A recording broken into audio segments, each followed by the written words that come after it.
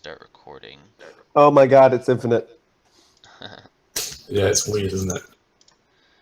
Okay, so let's get going then. I mean, Welcome everybody. The point of actually establishing a colony was it Hello, folks. Welcome to Democraciv Podcast, Episode 2. Recap Edition Boogaloo. I'm here with Masenko, Vice Hello. President. Wes, current governor candidate. Hi. Uhtred, Hello. governor of Rome, some tiny town somewhere. And I'm governor of Antium. So last time we had a lot of really good discussion about sort of the state of the community, and if you were watching that, or if you're watching this now, I encourage you guys to go back and try to find that on the main Democraciv server. I'll probably post it alongside this when I do it. But this time we're gonna do the same thing. We're gonna talk a lot about the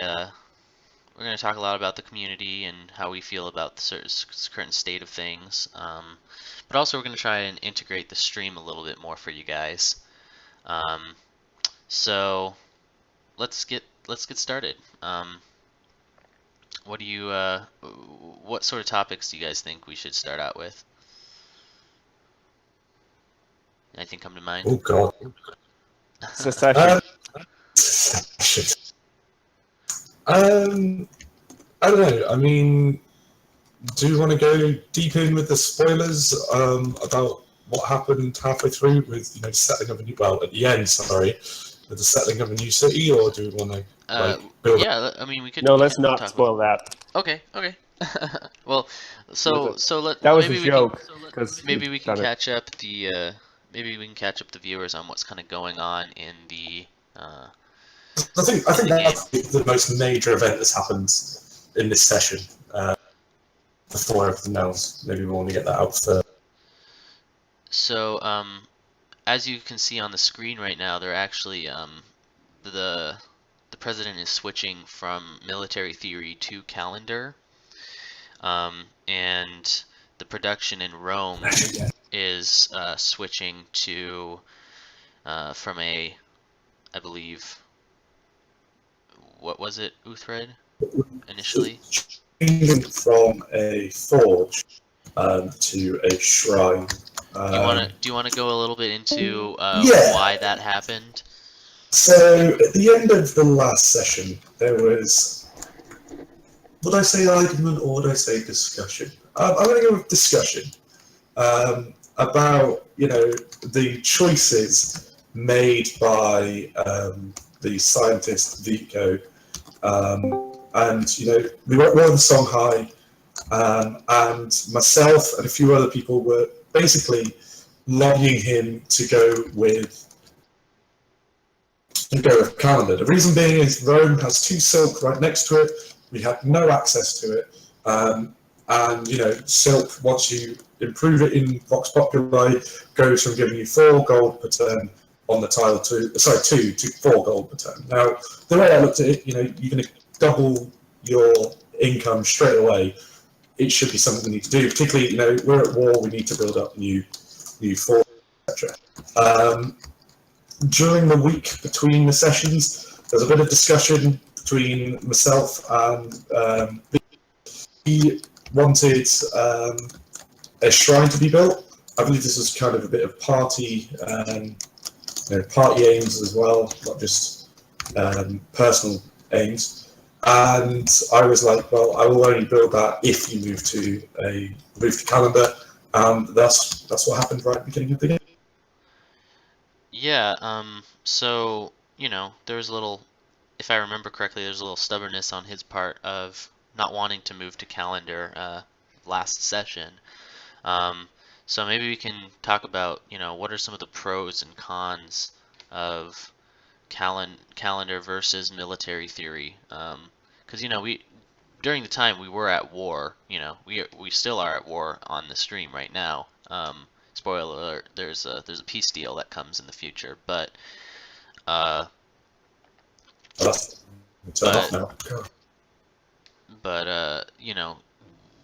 maybe we can look at what military theory offers. You know, it allows us to build barracks. It allows us to, I believe, build horsemen. What do you guys think of the how good military theory is in the context that we were at war in the ancient era? The only thing I would say about it is that it does feel a little bit reactionary. That now that we're at war, we get military theory, which is kind of not where I would hope the government would be. Obviously, there's not a whole lot we can do about it, so I won't, nap on about it. But it's unfortunate that we have to be at war before we start building up defenses to defend against a war. Yeah, no, I agree. There's seems to be sort of a lack of like game related discussion right now in the forum. You know, I do see it. I know Charlie from the Nova Optimates. He was doing his best to try and spark discussion. We have a little channel in the Nova Optimates server with a bunch of different people, and we were sort of discussing strategy. I think Wes was part of that as well, if I'm correct. I was. Which is really nice, and I thought it was pretty healthy discussion. Geez, the stream keeps lagging. Sorry about that, guys. But so I mean, but other than that, you know, I haven't really seen anything. How do you guys feel about that? You know, this is the game, you know, and we don't really see a whole lot of discussion other than some arguments from the governors and reactionary play. Yeah, I think we've historically had a pretty reactionary way of running the government in game. A lot of the focus is out of game on like legislative stuff, passing stuff to effect in game. But I think the reason we hadn't gone too much into military is just, at least me personally, I don't think we would get attacked this early. We Yeah, probably should have hopped on it sooner, but we had a few warriors. I think we were good enough. Does anyone else want to say anything about that?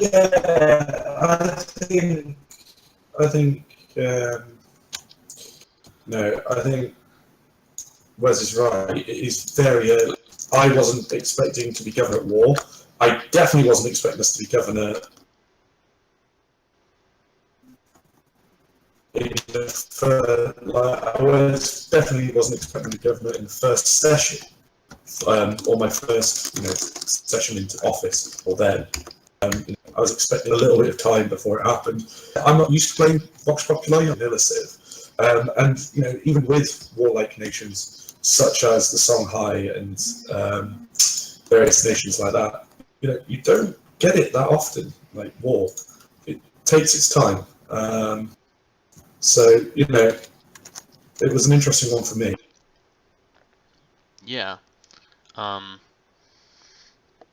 I definitely agree that, this was quite unexpected. Though, as someone who has played VP quite a bit, I guess I'm a little bit more used to it. But even then, I was expecting Songhai to wait until he had some of his unique unit, the cavalry, which is an ancient era unit. But even then, it was pretty early, and I'm glad we defended against it pretty well. But I'm also thinking, going back to the idea that that we have this reactionary style to dealing with things, and yeah, I mean, the war is unexpected, but like Wes said, um, this is something that we've always kind of done. What do you guys think about that? Do you think that's like good on behalf of the community? Do you think that's like a good way to play the game? Or do you think that maybe we should be, I don't know, doing more to have the sort of discussion to sort of plan ahead and make sure everyone's on the same page about what we should be doing. I wouldn't say it's a good. I'm sorry, I'm you're sorry. cutting out. You were I just actually- I wouldn't say that's Uh-oh. we can't understand. well, Sorry, Bosh, you're cutting in and out on us. The only thing I would say about it is that Please. what I quite like is that we are now a government that doesn't know what's going to come next. One of the things I noticed with the last game of Civ was that a lot of the time we ended up with situations where everyone kind of knew what the right answer was because we'd all played something like a ridiculous number of hours of Civ. We all know the moves. Now that we're kind of in a Vox Populi and not everyone kind of knows what's going on, I think things are a lot more tense. And I think that's a fantastic thing as regards to simulating government, because in real government, you don't know what's going to happen next. Yeah. So to answer the question, what do you think? You know, do we think that even though we have this cool sort of mysterious tone to this game where we're kind of on the edge of our seats as what's going to happen, do you think that we should be discussing more about what we think should be going on? You know, even if it's just sort of checking in. What Well, are the I think. Go ahead. Oh no, sorry. Well, I was just, and this is obviously my biases and what positions I have in the hold and everything. But I think the root of this problem is the root of most of the other problems we see in our democracy, and that's member count. Fact of the matter, everyone's too busy to be coming in, checking in on gameplay and stuff. Everyone's around trying to run their specific part of government completely understaffed. And I think until we have a significant increase in people, we're not going to have the lax and the free time to kind of take it a little bit step slower and discuss and plan out and do all these things. Right. What do you guys think? Uhtred, is your mic working again? I would say I just definitely agree with House there. We don't have enough people to be delegating all this stuff down to. No one's gonna watch and critique every single. Uh-oh. Are we all here? Believe so. I don't know why, as I say, it's internet for me is being a bit shitty at the moment, so I don't know if it's clear for me. Sound fine to me right now. Can you hear me okay? Yes. Yeah, that sounds good. Yeah, you're Sorry. better. You're still a bit. It's because I haven't got proper internet in my house and I'm having to use Wi-Fi hotspot. It's not great. So go back to the question for us again. Sorry. So the question is, you know, do we want to keep having this reactionary style of play, or you know, why do we have this reactionary style of play, and if there's a better alternative, what is the answer to that, sort of? I mean, yeah, as everybody's been saying, it's member count. Like you could have. I mean, this is one thing I've got the governor's office for Rome, which nobody's actually sent me anything, which is really irritating.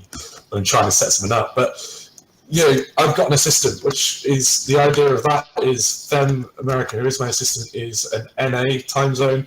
I'm an EU time zone. So if they get sent to one of us, or the same package, you kind of have in your hand. You have this situation where you can react and you can plan constantly. But when you haven't got that high member count for every position, not every single position is going to have an assistant. I know we've got proxy lists and stuff, but you're not going to have that position there.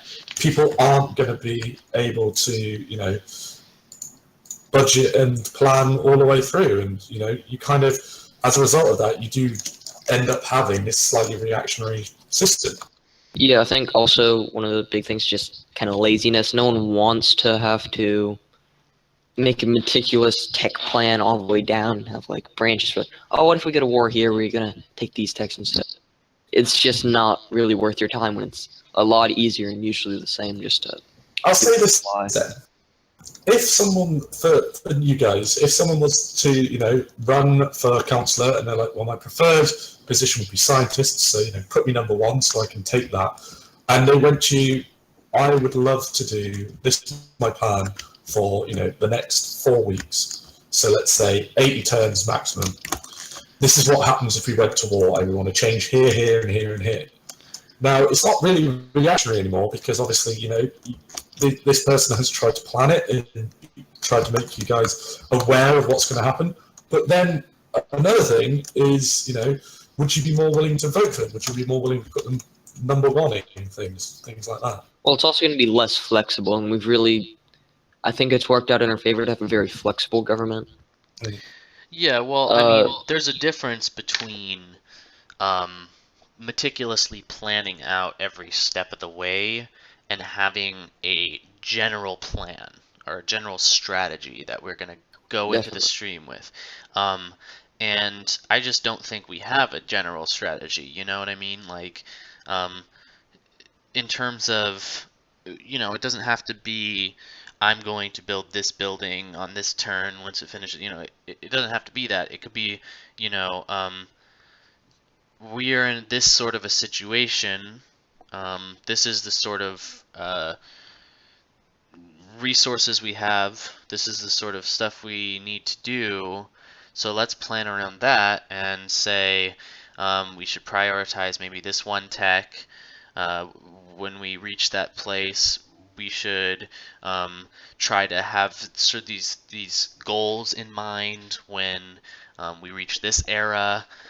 We should have these goals in mind when we get our unique unit. How are we going to use our unique unit in sort of like, what is the strategy of Rome? Because I don't think a lot of people actually know, what Rome does. I think this and why. early, it's kind of hard to be set on a pretty much any strategy that's not super broad.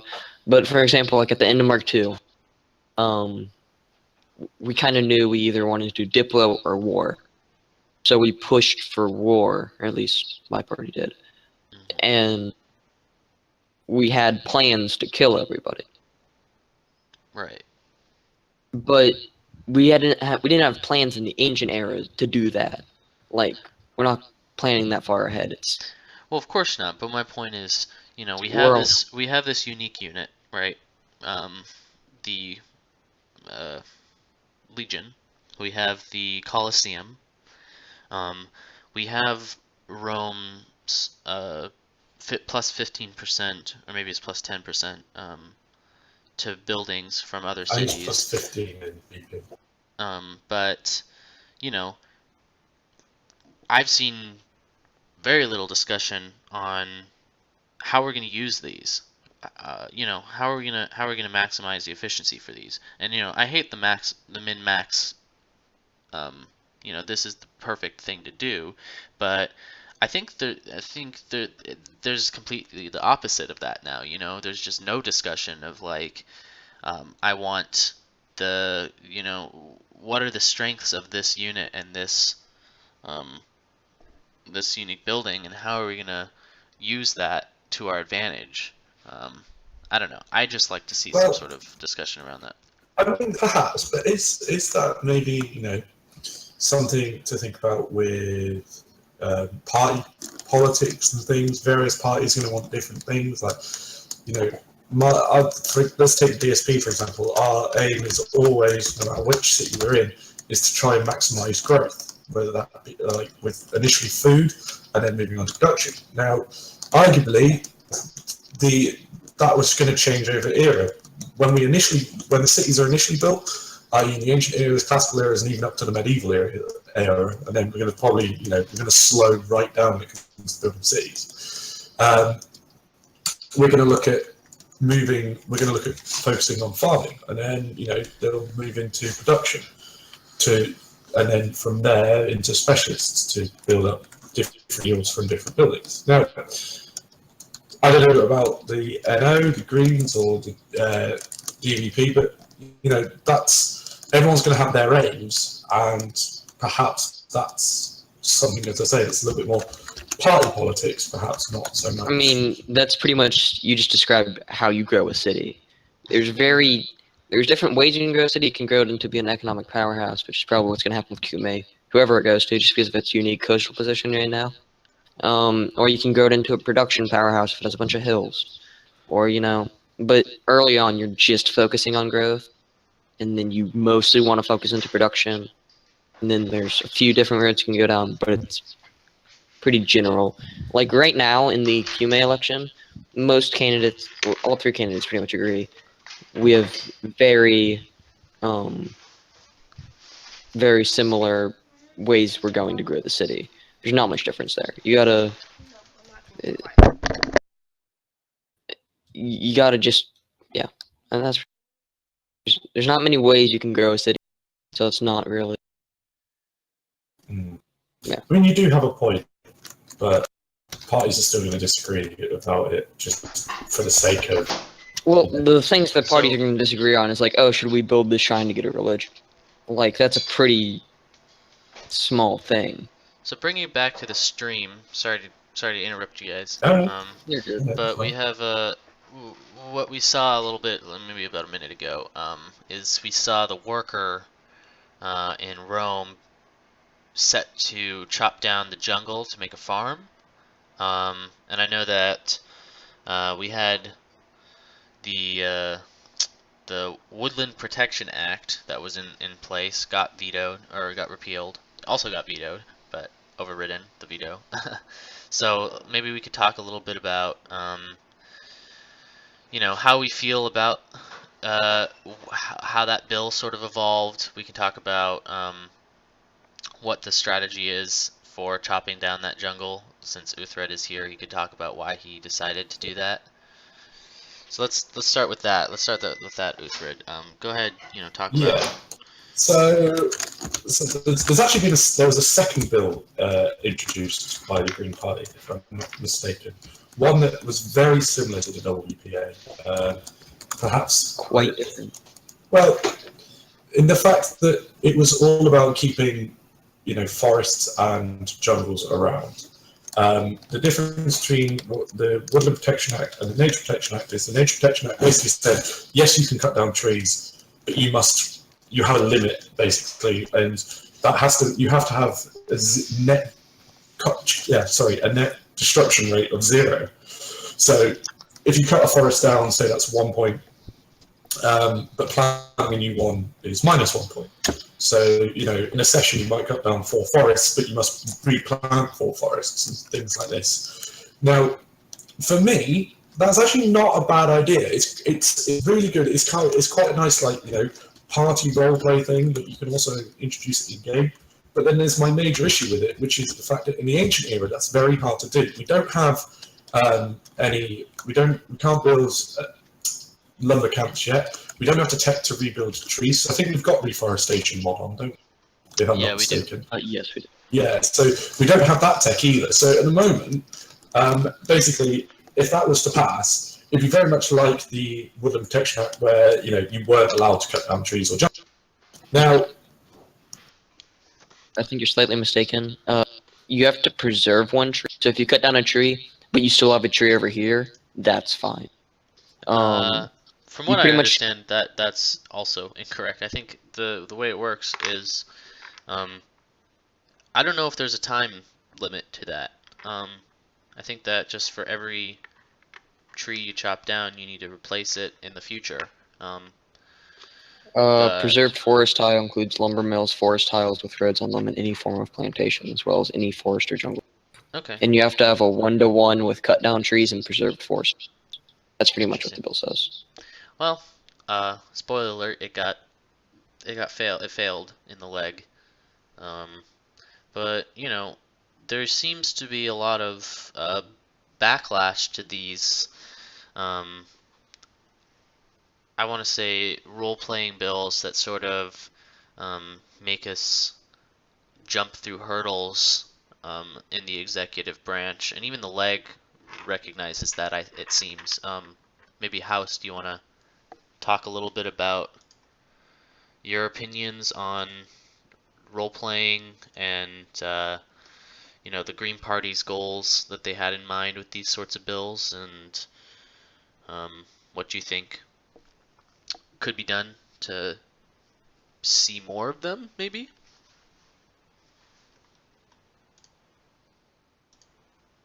Is House in the house?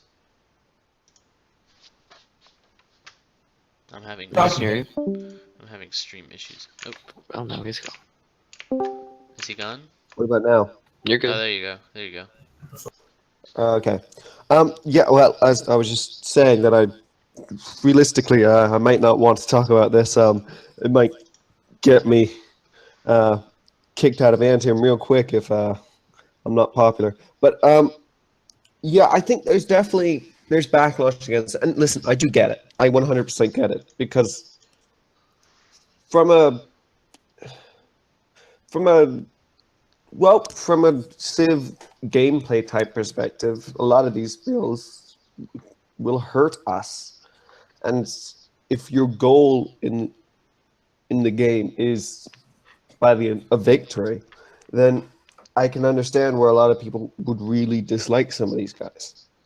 Now, mind you, for a lot of us, our goals aren't victory, but that's beside the point. And I think the solution to this, and I don't know, for right now, Antium's going to be the only local government, I think, for a long time. But I think you'll find that the local, smaller kind of councils are more accepting of these kind of role play type things, whereas the leg, I think, feels like it has to be quite serious and can't do anything that will dramatically damage our chances of obtaining a quote-unquote victory. They're the one who overrid WPA, though. Did not actually. In the ledge overrid the WPA. You're saying they're trying to be serious and not do this. They passed it and he means that by overriding the WPA, the WPA is what the House would call a limit on victory. Well, by that Perhaps, logic, they also repealed it. So, I mean, yeah, I think a lot of the because everyone- legislators, including myself, realized that it was not a very good bill after it had passed.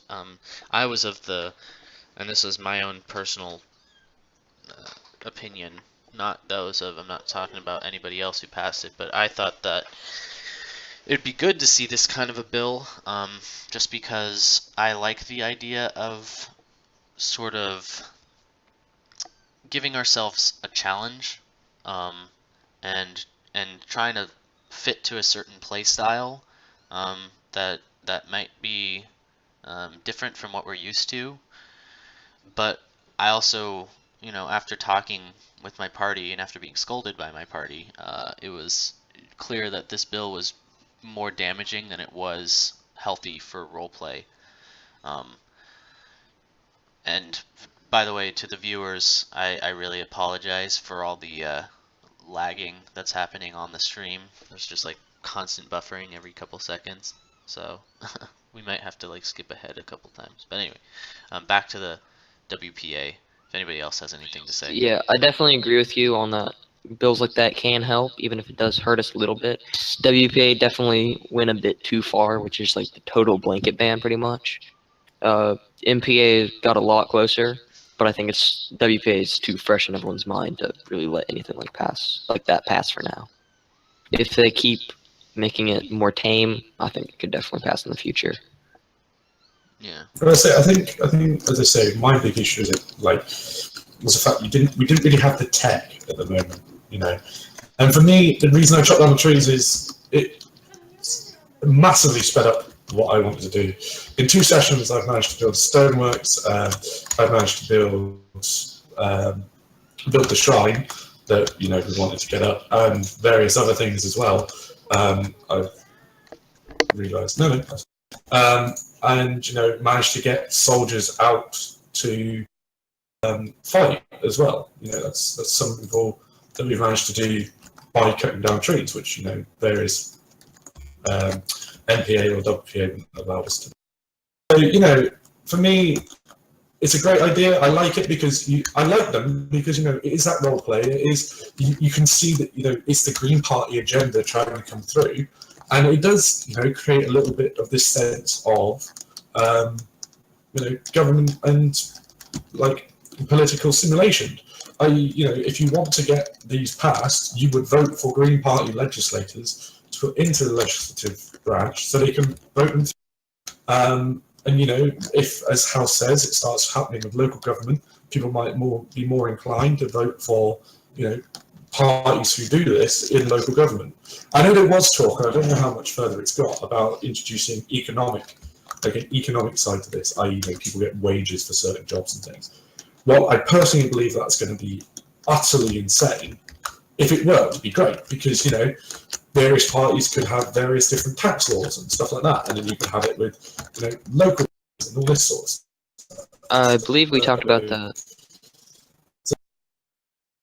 I believe we talked about that last podcast, actually, how That might have been before I jumped in. the economic bill would bring a lot of talking points to campaigns and stuff. Like, I want to raise the minimum wage. I want to change tax law. Blah, blah, blah, blah, blah. Bunch of things you can do. Ads, campaign stuff other than, I will grow the city like everyone else would, and I'm cool, I guess. Yeah. I don't want to interrupt this conversation. I think we should keep talking about it, but I do want to bring up that on the stream currently there's Songhai declaring peace with us. So that was an interesting little event in the last stream where it seems the war had come to a conclusion. The units stopped kind of coming from Songhai, and eventually he just sort of declared peace with us. There was no, net gains or losses for this war for us or Songhai. So, yeah, just a standard peace treaty, 10 turns. You want to talk about the legality of the diplomat doing that without legislative approval? Yeah. Real quick before we do, I just want to point out how ballsy of a move it is for Songhai to bring us into the city, propose peace, and then light his own city on fire. I have to say that's impressive. It's very intimidating. It's just a prep city, dude. You just keep that burning forever. Oh, shit. So they're going to build Hollywood. Is that what's going to happen? So, shit, sorry, Hollywood's a Civ 4 wonder. God. Good job. So guy. the Constitution. No idea what he's. Let me pull that up real quick on my phone. I have But from my understanding, the legislature controls whether or not we declare peace. So there may be a little controversy, and I'm actually considering making this a judicial review case. Definitely. But it says the executive branch must defer to the legislature on all listed aspects. Under those listed aspects is declaring peace with another civilization or city-state. So right. That pretty much says you can't declare peace without legislative approval. So the point to be made, the counterpoint to be made would be, we didn't declare peace. We're accepting peace. Yes. No. By doing that, you're declaring peace. That's so there's really a difference. There's a difference because when you open the screen, there's a diplomacy screen. You open it up. There's declare war, right? And when you're in war, it changes to declare peace. So an argument would be that us proposing peace with him would be declaring peace ourselves versus accepting an offer of peace could be something that is within the diplomat's jurisdiction. I don't know. I mean, clearly you think that's stretching it. I don't personally. I think that is a legitimate argument. But let's see what Uhtred and House have to say about that. This would have been decided by the diplomat. Very interesting. This would have been decided by the diplomat. But Yeah. when you finally let's not forget how long it bloody took him to get online. We were sat there for a good 10 minutes. 15 minutes, if not more. And yeah, just waiting for Indy to wake up. And we were all worrying. We were all worrying what would actually happen with Solace, because he was preparing to accept it. He was preparing to take, the chances in court. The Indy jumped on. Obviously, you guys in Aftermath still do, which fair enough. But yeah, that was quite an interesting one, wasn't it, when it happened? So Yeah.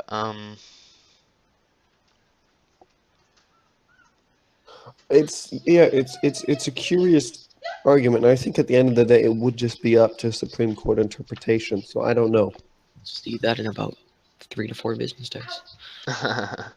Well, considering the current pace of what the court's doing, there's I don't know, about 3 to 4 business days. Probably next term seems more likely. But anyway, Taking their time with. so that is sort of a question. Was that a legal action to accept that piece? I'm of the opinion it was. Wes is of the opinion it wasn't. And I'm sure there will be good arguments on both sides. So look to that. For the viewers, look to that when it actually does hopefully come to court. I might file that after, or maybe Wes can. I just did. Don't worry about it. I just did. Oh, okay, perfect. So look to that. That'll be an interesting court case, I think. And if it is illegal, I'm also curious to see what the decision will be in the matter, and what sort of punishment they could conjure for the executive. But well, probably would be the diplomat. I don't know. See, that's the thing. It's just Well, I mean, he made the decision, correct? Yes, I guess. Yeah, but there's also, there's also the argument made that the Attorney General didn't advise properly. There's the argument that the president. That's okay. The president. Well, no, President not necessarily. If there was it can be thrown in. if the president didn't veto it because it was illegal, you could bring that up. It's not his job to know if it's illegal, though. I can get Attorney General, but right. No, but I'm just saying there are other people who may have liability here. Definitely. Other than the diplomat, which obviously the diplomat is prime suspect number one in this matter. But anyway, other than that, let's kind of talk about this was an interesting strategy that was brought up by Vico. He wanted to, regardless of whether or not we should just refuse the agreement and perpetuate the war. What do you guys think about that?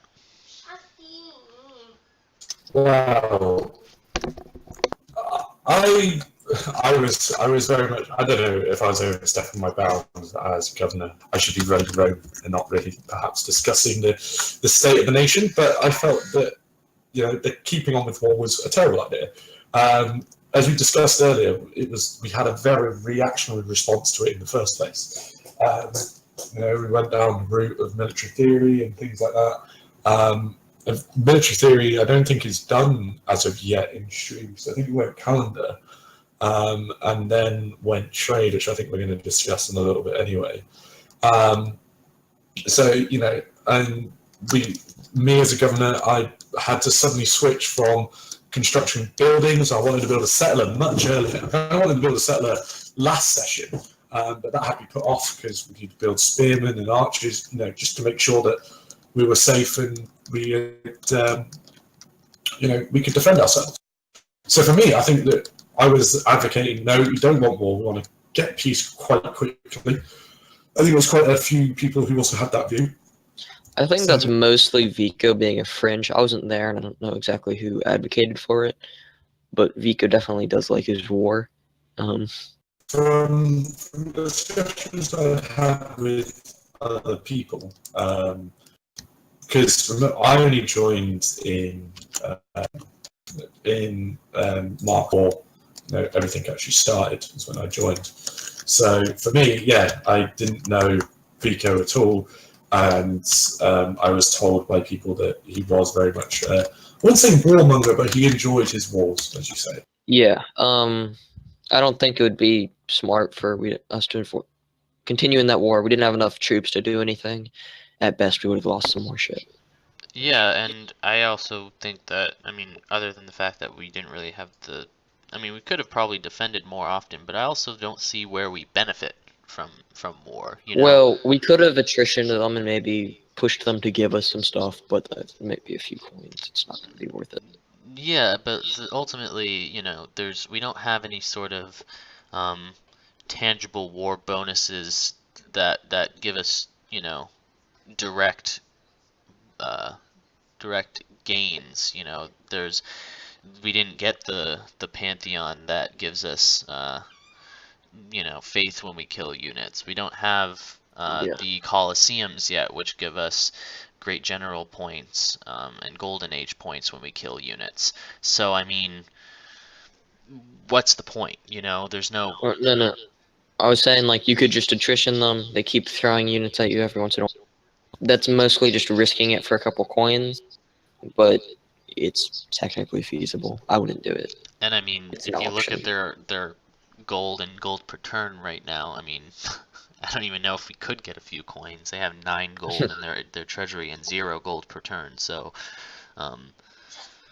you know, just Fair enough.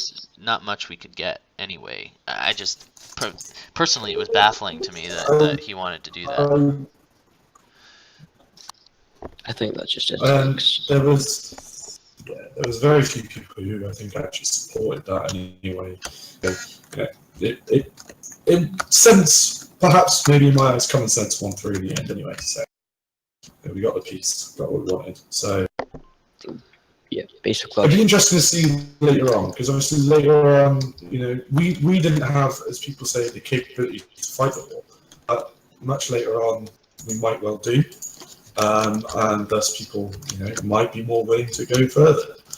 So I think it was just the timing, in all honesty, for many of the things that it caused, the reactionary nature of government, and the fact that people didn't want to carry on the war, perhaps just because of how early it came in the game. Okay, I'm gonna skip a little bit ahead in the stream so we don't have to keep staring at Songhai. So here we declared peace with him. What minute are you at? I am at 39:57 right now, so basically 40 minutes. But so we're moving on. As you can see, the greatest builders in history screen has come up. We are one of them, as we have built Stonehenge. You're welcome. I'm sorry. So now we're in this sort of post-war state, and we're gonna start. I think the governors want to start focusing on growth. I know that Uhtred wants to start moving towards building a settler soon. So good thing we have the governors on the line. Now that the war is over, what do you guys think was your strategy going on from there? But for me, it was I wanted to get that settler built. I said earlier on that I wanted to get it done in the first second doing that. I see settlers and the way that citizenship laws are now in place as a way of getting people involved. And if people get involved, then people stick around. So obviously with the QMA elections, we have a couple of people. So obviously Wes has gone, and Yanis and Norjam have gone as well, who are 2 quite active members of the community. Solis is also another person who went there. And then another person who was technically active beforehand, but doesn't seem to be active now, which is a shame, also went. I'm sorry. Yeah, that's fine. So in my eyes, it's always a great way for getting people involved, and that's one of the targets that I tried to set the DSP up with, was get people involved. This is why, in my eyes, I think it'd be fantastic if it was law that you had to live in that state. Now, again, you guys will disagree, and we can have that argument for days upon days, and I'm not going to go there now, but yeah. I'm really sorry. I just got back. Can you repeat what you said? I'm just saying how I think that getting people involved is a great way of doing it, and that's why I want to build settlers. So that's what I wanted to do. I built a settler. I won't be here on Sunday because I've got graduation this weekend, so I'm busy. And I've told my proxies that there's a couple of things to build, but I want a settler. Have you sent a build list? Yeah, I will send one in anyway. But one thing that I'm going to have in there is another settler, depending on whether people want that or not. But I think getting people involved is probably a really good idea, and that's why. Well, speaking of settlers and cities, House, you want to talk about your ambitions to annex Cuba into your country? Okay. I feel like annex might be a bit of a strong No, word that sounds here. exactly the right word. I don't know. The idea was, my goal was to kind of just increase Antium's population because I like more people and kind of have, because to be perfectly honest, Antium and Cumae are going to be little hodunk cities compared to Rome. So I figured what my initial plan was. We both and obviously annex Rome. I think we can beat them. Listen, I'm all for that idea. I feel like annex is the perfect term in that scenario. But my initial plan was that I was gonna, because I misunderstood how merging worked. I was under the impression it was up to the governors and the vice president, but clearly that's been changed. That was the very old system. Yeah. But my initial plan was I would wait until Cumae governor got elected. Sorry to interrupt real quick. On the screen right now we see the event "A Beast Stalks the Capitol" has come up again. This is the second time it's come up, and we're hovering over the "I shall hunt the beast myself. It shall pay tribute," and we get some Golden Age points. Just wanted to point that out to the viewers. But anyway, go on with what you were saying about annexing Cumae. Can we please stop calling it annexing Cumae? Why? It sounds perfect. It's perfect. Yeah, we're annexing them. You and me, House. Do you go? Wait, you're with them? Hashtag Antium is the best state. Yeah, no. Hashtag Antium for life. But my initial plan was that I would talk to the governor. We would talk about a merger. Both agree.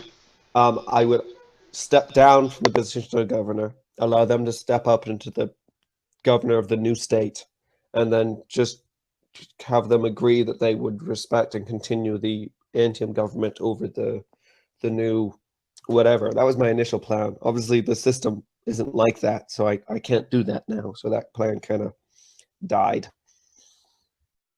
So how does the system You're just work? going to give them the city?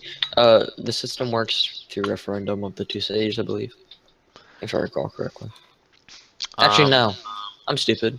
It's legislator. Yeah, so the legislature has a imaginary map that they have. Should be a real map. Yeah, well, it's a hypothetical map. And right now the map has 3 separate states. You got, well, not currently on stream, but in present day there are three states. There's Rome, Antium, and Cumae. And one of the features is Rome will always be its own state, so we can't annex or merge Rome with any other states. Not annex them. Yet, maybe if you propose a constitutional amendment, that might change. But other states can merge, and that requires the legislature to propose uh, a revision to the map such that the states are merged, and those changes would take place at the after the election, after next executive election, so that it's not changing the number of governors midterm. It would just, now there's this state for this election instead. So go ahead, and that's just explaining to the viewers how that works. And if you guys have any talking points or discussion or questions about that, feel free to add. Hello, Cardiff. We've met Cardiff.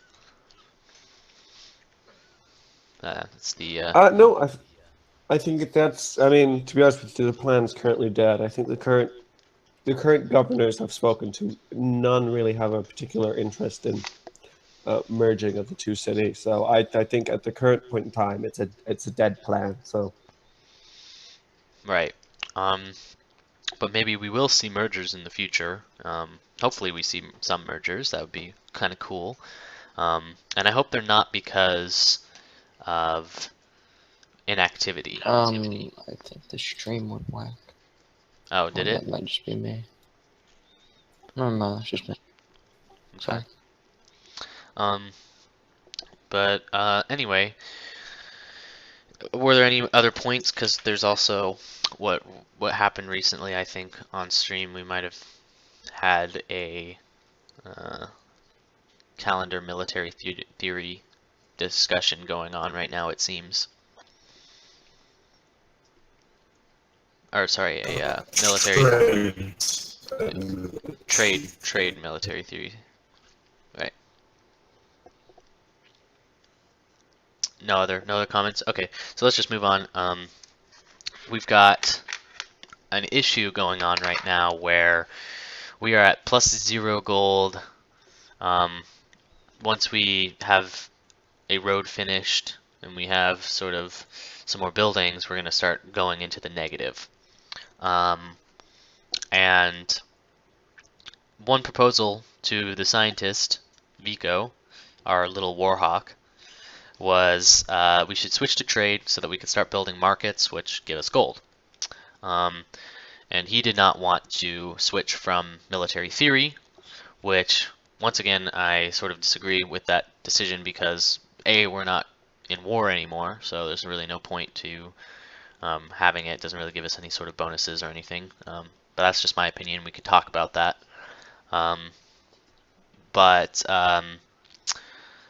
So now we see on the stream soon will be the president will be vetoing military theory and proposing a switch to trade.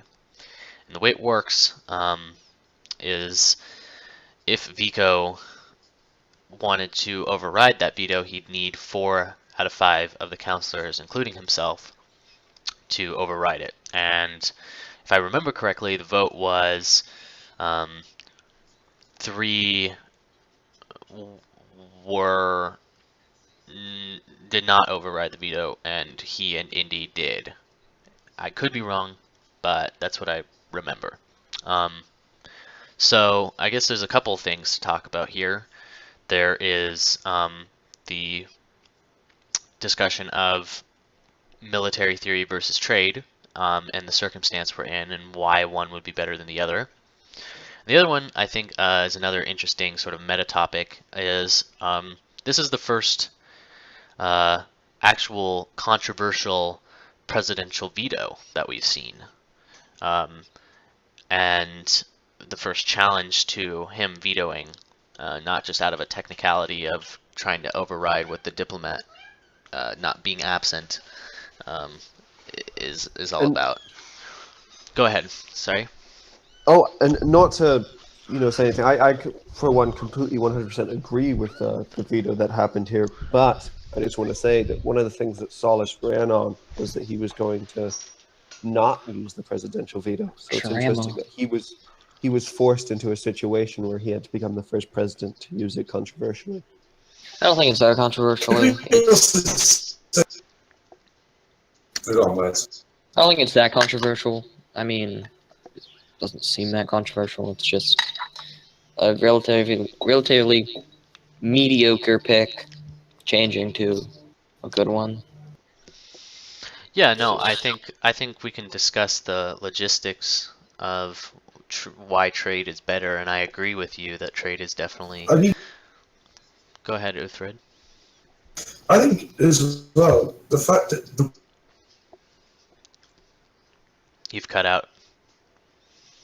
way he did it was so poor. Sorry, the way he did it was really bad. He did. There's a. Hello. Hello. Can you hear me okay? It's sort of shaky. No, it's again this internet situation is horrible. That looks good. That sounds good. Okay, so yeah, there's two types of veto. There is the one where he just completely vetoes and the council can reject that veto. And if you have 4 out of 5 councillors voting to reject it, then the scientist wins today. And he's cut out, but I Or think. Okay, go ahead. Sorry. there is the veto that is you can't research that tech. I have to choose another one. I don't know what's happening. My internet's really poor at the moment. If you guys want to talk for a little bit, I'll see if it pipes back No, up. it's good. You're I'll back. jump in.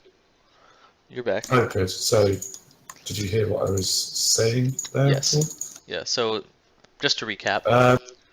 Go ahead. So yeah, there's 2 ways you can do it. So you can vote. The president says no, you can't do that.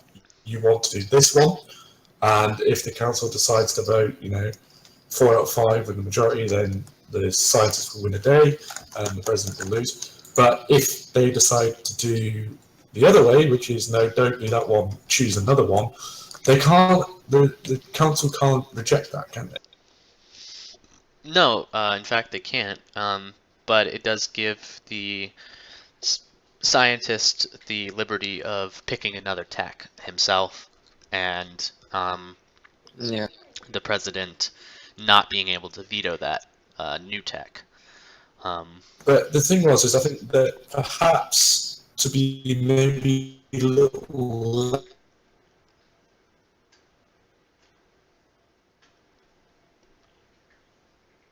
less controversial. I know he had support of much of the council, etc.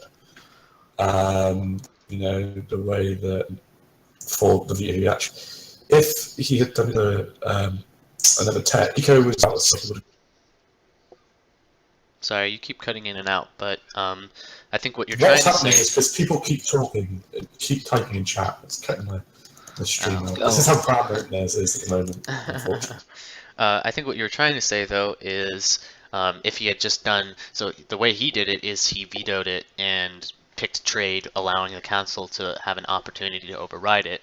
And even though they didn't, you're saying that it probably would have been a better strategy if he had just done the other veto, where he just says you can't pick military theory right now, you have to pick trade.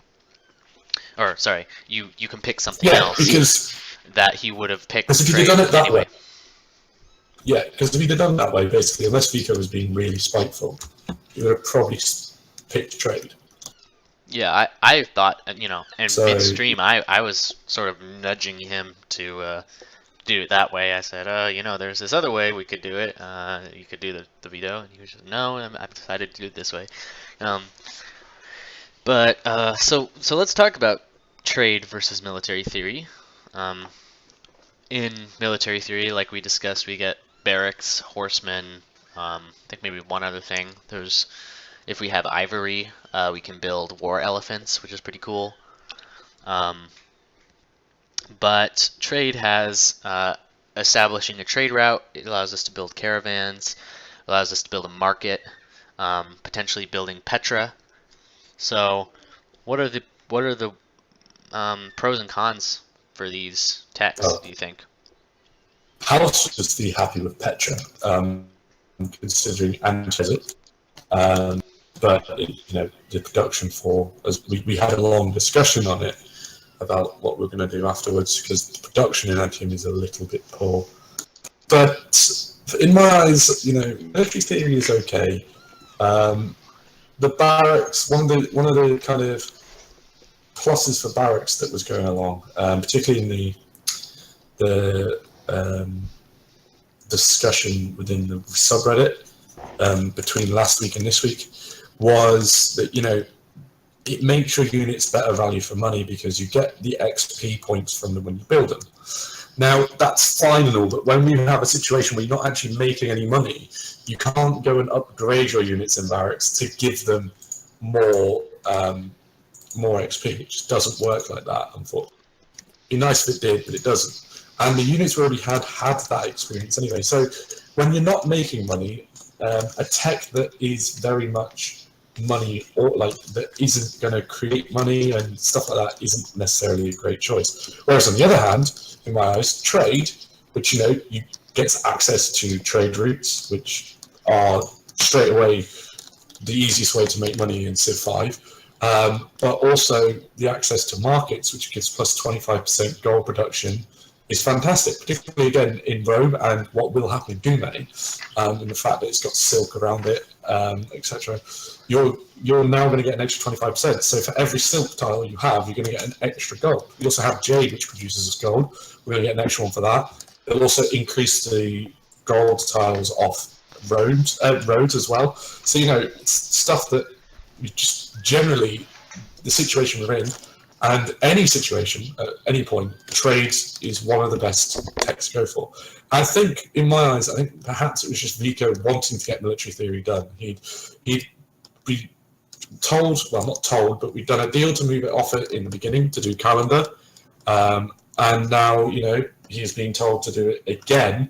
And, that's going to hurt when you want to get a thing through. So, Yeah, it's kind of obvious that we should have just gone trade in the first place.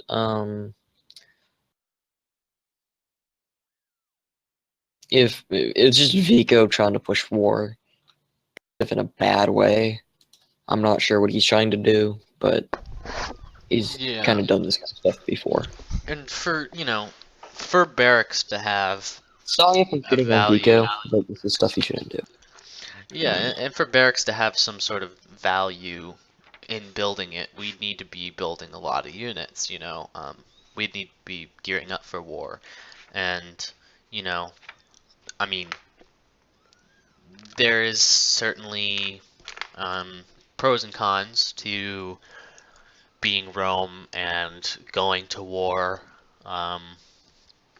and trying to, conquer places, but I'm of the opinion, and I don't know how you guys feel, that this doesn't seem like something we can do for quite a while, especially against someone like Songhai, especially against someone like Boudica, and I don't think, Portugal might be a target, but it doesn't look like we're very close to them. I think they might be on the other side of Boudica. I'm not 100% sure where they are, but maybe they're north, or northeast-ish, but sorry to just interrupt you here. As a British person, you're saying her name wrong. It's Boadicea. Sorry.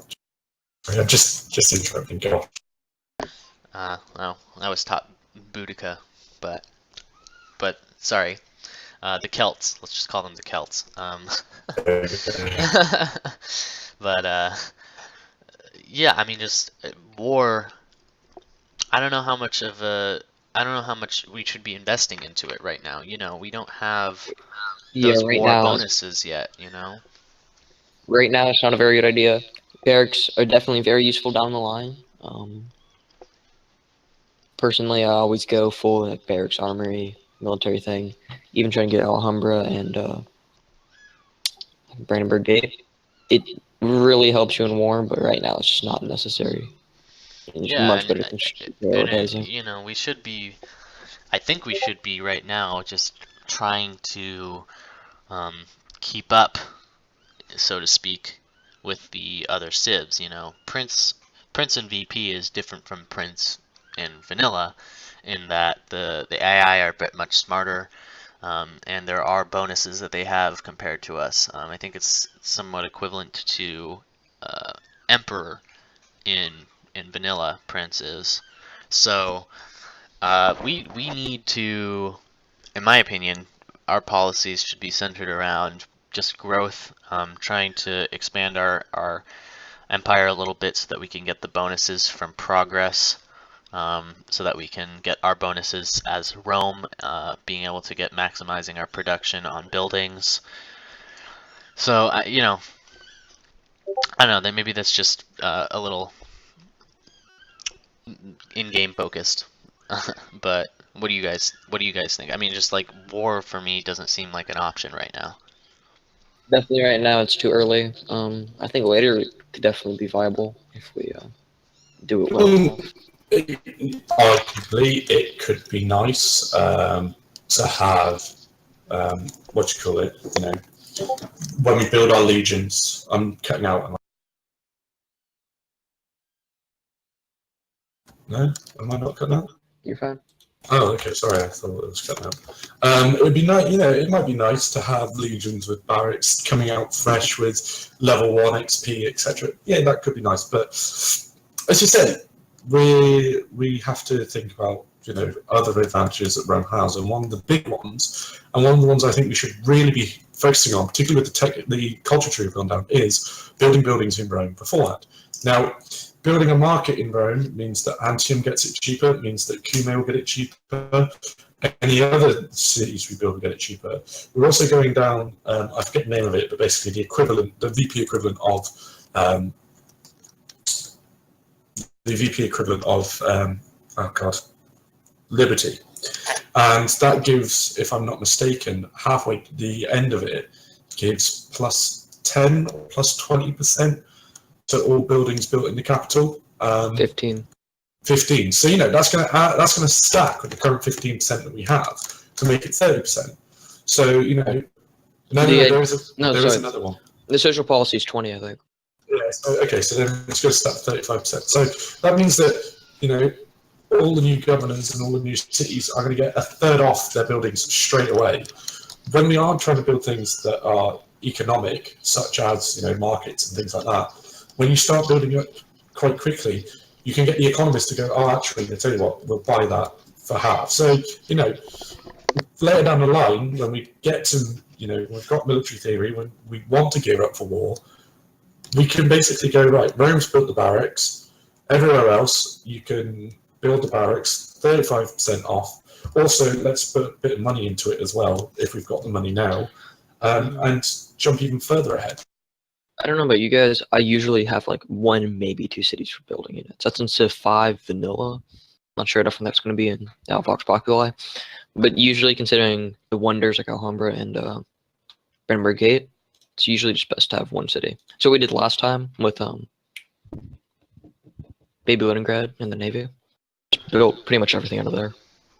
Yeah, I sort of have a similar strategy. I think that there's maybe 1 or 2 cities where I start. If I am about to go to war, I do just pick the city with the highest production and just start pumping out the units that I need. But you know, I'm not usually a war type player. I'm actually very like I barely play warlike civs, and when I do, I usually lose. So, but I don't really have a strong grasp on what the ideal strategy is for building units. Sometimes I do sort of a widespread thing, but oftentimes I find that, and especially as Rome, since we don't get the bonuses towards units, the production bonuses, it does make sense that we finish some buildings in the capital and then switch to units for the capital, as our means of getting units, so that we can get the building bonuses elsewhere, and then the capital will just have the production required to build the kind of units.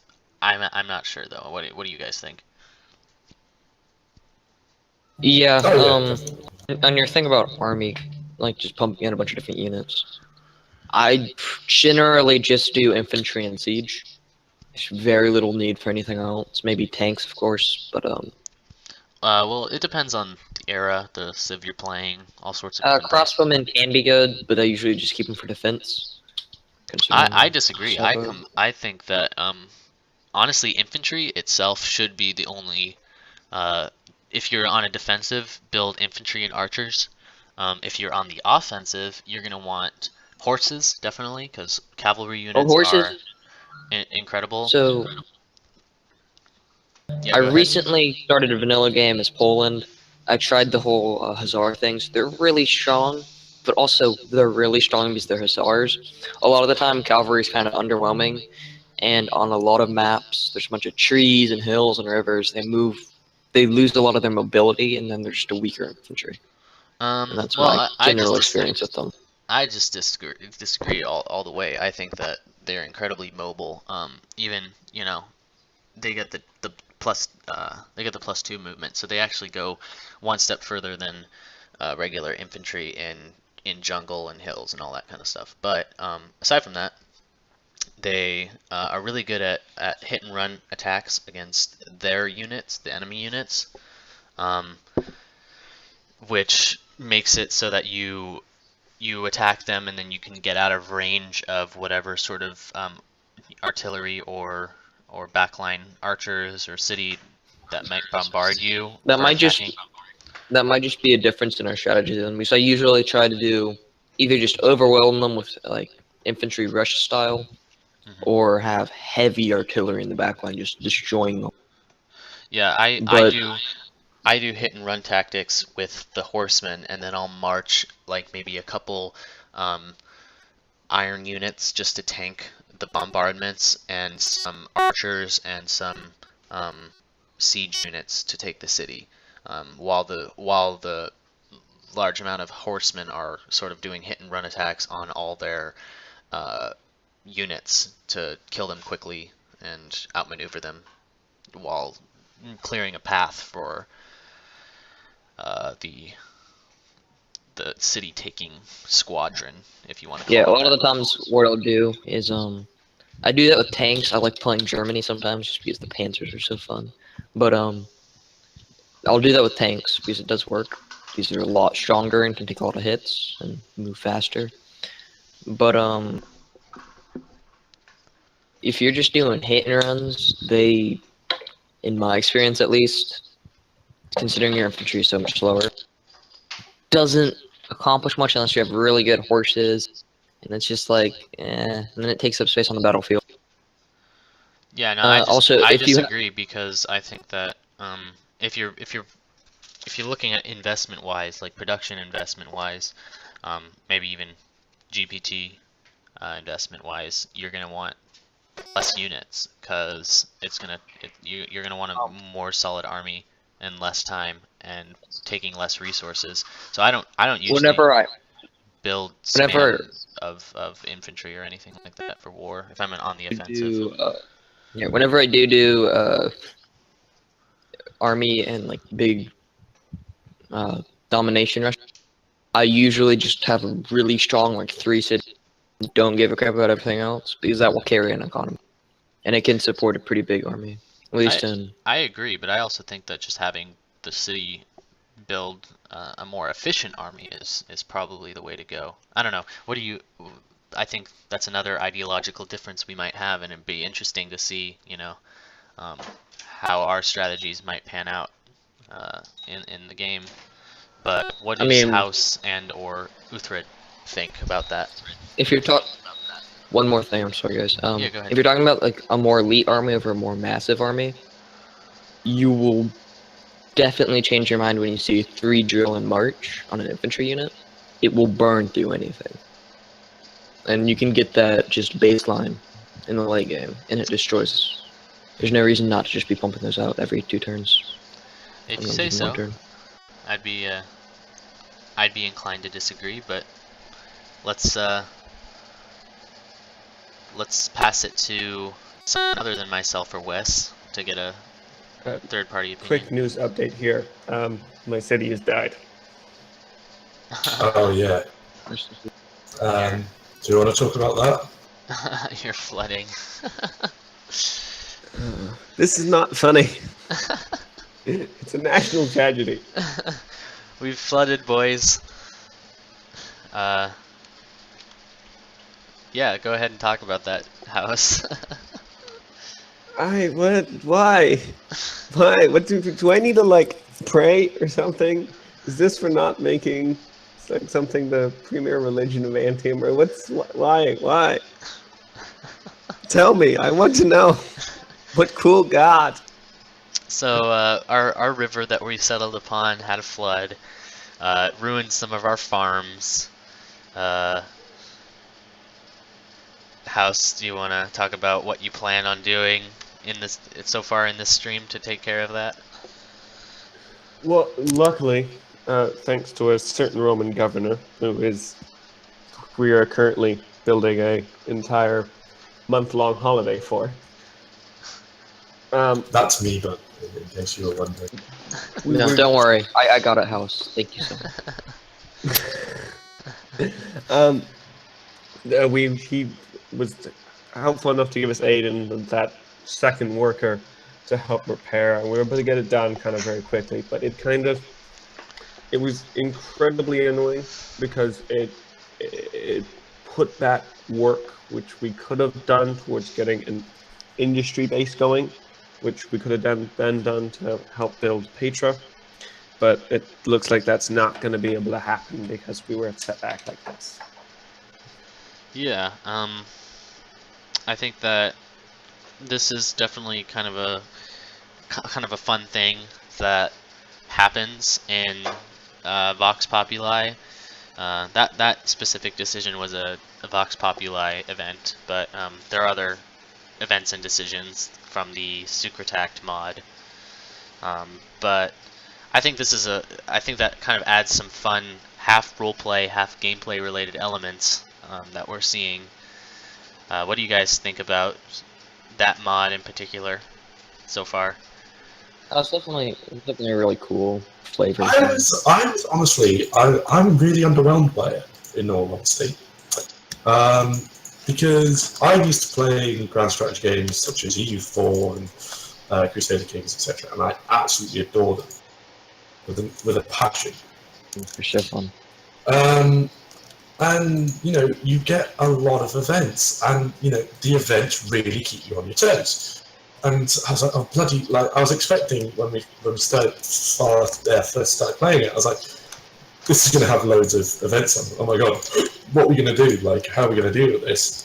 It's really going to throw curveballs. And in my mind, it just hasn't. It's just been really, unfortunately, dull. Like, I think for me, it's been really underwhelming for me. Obviously, people might It wasn't flooded. Yeah, I can see how it'd be underwhelming, but it's something at least. It's a nice flavor. I think Definitely that different. it does add a nice flavor, and while they are somewhat not as impactful as I think that you maybe were hoping for, I think that for me, as someone who's attempted at modding before and failed miserably, that there's certain limitations to what Civ 5 can do in terms of modding without like making the game buggy and just awful. So I think just from a modder's standpoint, this is something really difficult to A, implement, and B, balance without making it too crazy and potentially fucking the game, making it too different. So I don't know what you guys think about that, but I think that just from my perspective, that's how it works. That's fair enough. You say because coming from the modding perspective, that is fair. But to say, I think obviously it'd be nice if there was more of them in my eyes, but that's coming from somebody who, I've played a lot of Civ, and when you don't mod Civ and then you suddenly get stuff like this, you're like, oh my god, this is really cool. And you know, when you're used to playing Hearts of Iron and games like that, you know, you almost expect it when they say, "Oh, we're going to do this." Like, oh yeah, they're great, excellent, yeah. And it's not it hasn't delivered. It just Yeah, you know, I also play a lot of like grand strategy games like EU4, Hearts of Iron. I honestly wasn't expecting that. I could see how you would be, but it didn't even come to mind that it'd be something like that. As you can see, in Rome, we have a great harvest. So plus 50 food for the city. This is Root. another example of an event that happened. I'll tell you what, I was just so happy because throughout this mod, House was trying to beat me. Throughout this session, House wanted to beat me. I was so close. You were so close. Hence why I'm so bloody glad that, you know, you didn't. But yeah, very, very keen on overtaking the growth and overtaking Rome. And, you know, when I'm saying that I want to introduce growth and things and have a second city that's overtaking you, it doesn't look good. My defense as well is the fact that, you know, production took a little bit of a step forward, but also, quite importantly, was the fact that, you know, House is on floodplains, and that does give a lot of food, whereas I'm in grasslands, which is good, but not brilliant. I'd also like to point out that we have a settler on stream right now. That is Hey, that's me. that's the settlers. That is you, Norjam, or Noryum, or whatever the fuck you want to call him. Thank you. Yeah. Norjam. Yeah, whatever. Who else is part of that party? Our president is actually leading that settler party. He's going himself and founding Kume, as well as a couple of independents. I think MJRM is one of them, and some. I believe we brought a dead corpse with us. Well, no, he's I checked because I was looking at the discussion earlier about whether or not he was going to be able to vote, and he is registered. He's just inactive, which is why he's not showing up on the registry. Yeah, there's the MJ dude. Yeah, MJRM and then Yeah. Sixpanek or whatever. I messaged him the day the thing came out about the election, and he hasn't responded yet, so I think he's dead. Okay, well, could be dead, could not be dead. We'll see what happens. He'd be the first to get kicked out if you guys somehow lost population. So I've got a question here. If Okay. Solus is leading the Actually, charge in that's the settlers, does that make I just want to point Kume to the that. new capital? That's not how it works. Also, I just want to point to that to Masenko, which is the first time I'll ever be able to do, the first and last time I'll be able to do this. Masenko, that's actually unconstitutional. You can't drop lower than 5 population in the city, so he would stick around. Yeah. So, Unless someone If you starve. no, you can't start from one You pop. can't start from 1, so, but yeah, that's but it true. actually says in Constitution that you have to have 5 no matter what. Yeah, So, what I'm saying is sorry, I if wrote people, that in myself. I'm if someone making moves, sure that. if someone moves to, No, I managed to say I managed to do the thing where you were wrong with the Constitution. I know, basically, for those who don't know, Masenko was pretty much instrumental in writing the new Constitution. So, as a joke, that being able to say he's doing something wrong with the Constitution is great. yeah, well, we'll just move past that. So anyway, House, go ahead and finish your thought. What was my thought? Sorry? Something about Something about like West being the best government. being the capital, moving the capital Oh. since Solus is Well, there. If Solus is in Roman times, like the Augustus, the emperor, right? The Caesar, the consul, or whatever. This is Surely, if brilliant, he's now right. living in Kume, that makes Kume at least the capital of the executive. Not at all. You're not welcome many, here, please don't. Many upon many of the Roman senators in real life had homes in well, in Cumae and around Cumae, in Campania, it was a lovely seaside resort, beautiful beaches, Got that right. and you know, Campania itself. So you know, it's like.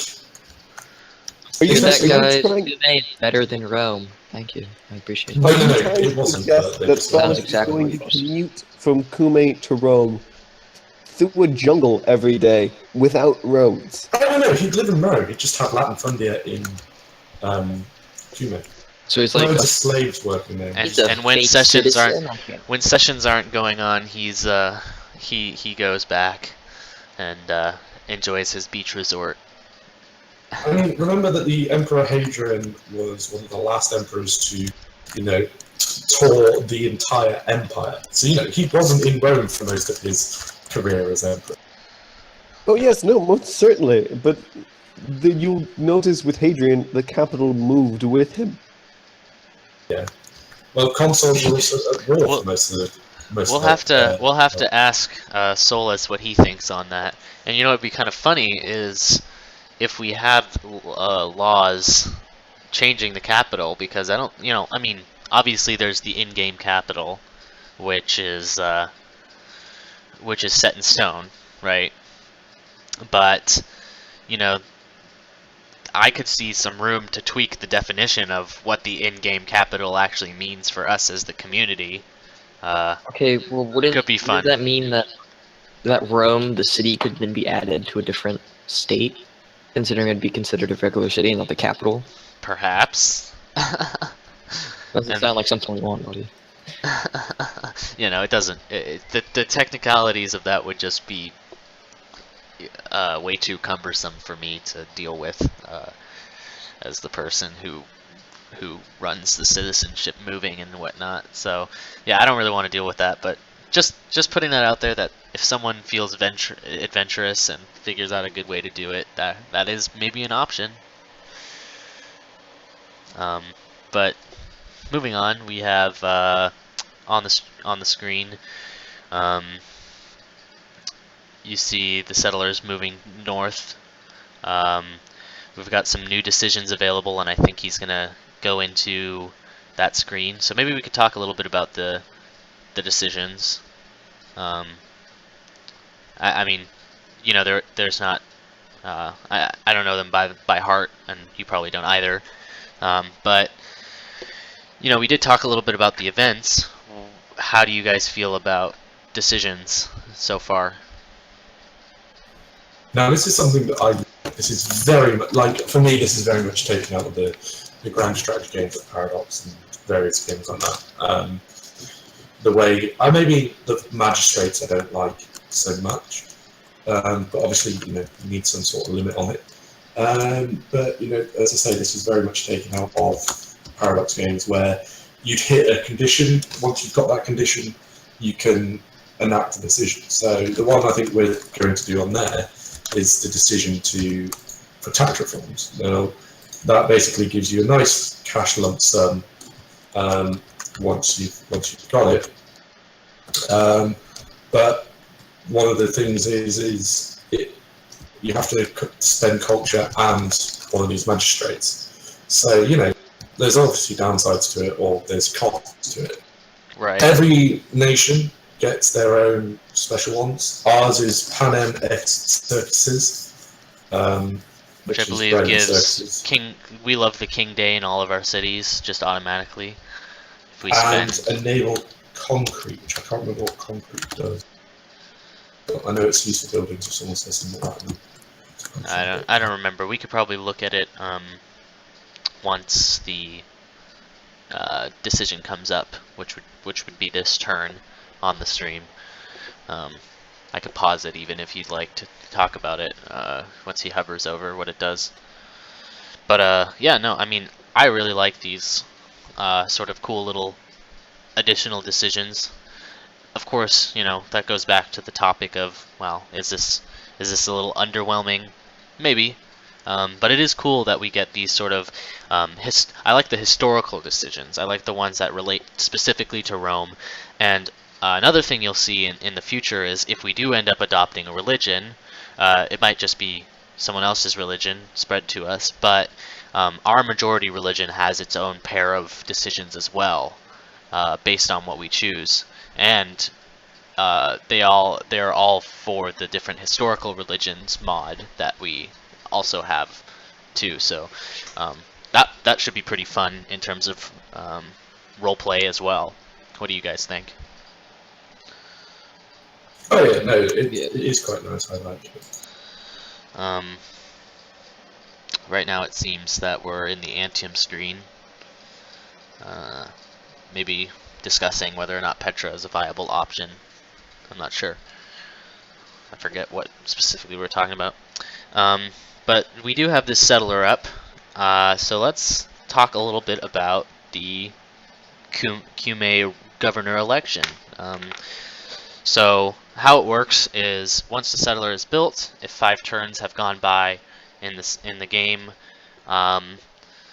you have you automatically save, you end the game, and there's a special gubernatorial election that happens until the end of the current executive term. So right now, as you may have noticed on the subreddit, there is that election going on, and we have 3 candidates. I'll let Wes take it from here so that he's one of the candidates. Yeah, so we got 3 candidates running. Me, Lord Norham, and Tiberius. 2 of us are from DVP, which might seem kind of weird, but you know, we're both citizens. We both think we can win, so we're both gonna run. Most of our campaigns, at least city-wise, have been practically the same. However, there's probably going to be some difference. Most people have voted already, and probably everyone has voted who's going to vote. So just waiting to see what's going to happen. Let's compare and contrast the candidates a little bit, and I know you said that there are negligible differences, but I would argue that there's a couple differences that should be taken note of. First of all, the parties that are involved, and second of all, the state constitutions that are involved. Okay, yeah. Norham does have a state constitution. It's kinda iffy, in my opinion. Well, do you know what it does? Well. Yeah, it does. It makes a state legislature, a pretty basic one, and it also does mayors, which basically is just him delegating away his power, which doesn't make much sense to me, at least. Well, you're a governor too as well, Uhtred, and House. Let's start with House because we haven't heard from him in a little while. What do you think of Norham's constitution? If you've read it. You know, I've... You cut out. You cut out, dear friend. If Wes wanted to run it over for me, that would work too. Excuse me? Here, I can maybe pull it up on my phone and kind of skim through it if you want. In the meantime, Uhtred, did you get a chance to look at it? The state constitution for Lord Norham. No, I must admit I haven't looked at it. For me, oh my god, what the hell's going on? Sorry. For me, in my personal opinion, well, as Rome, I don't think Rome needs one for me in my eyes. I think at that's the pretty moment, anyway. And thus, for me, it's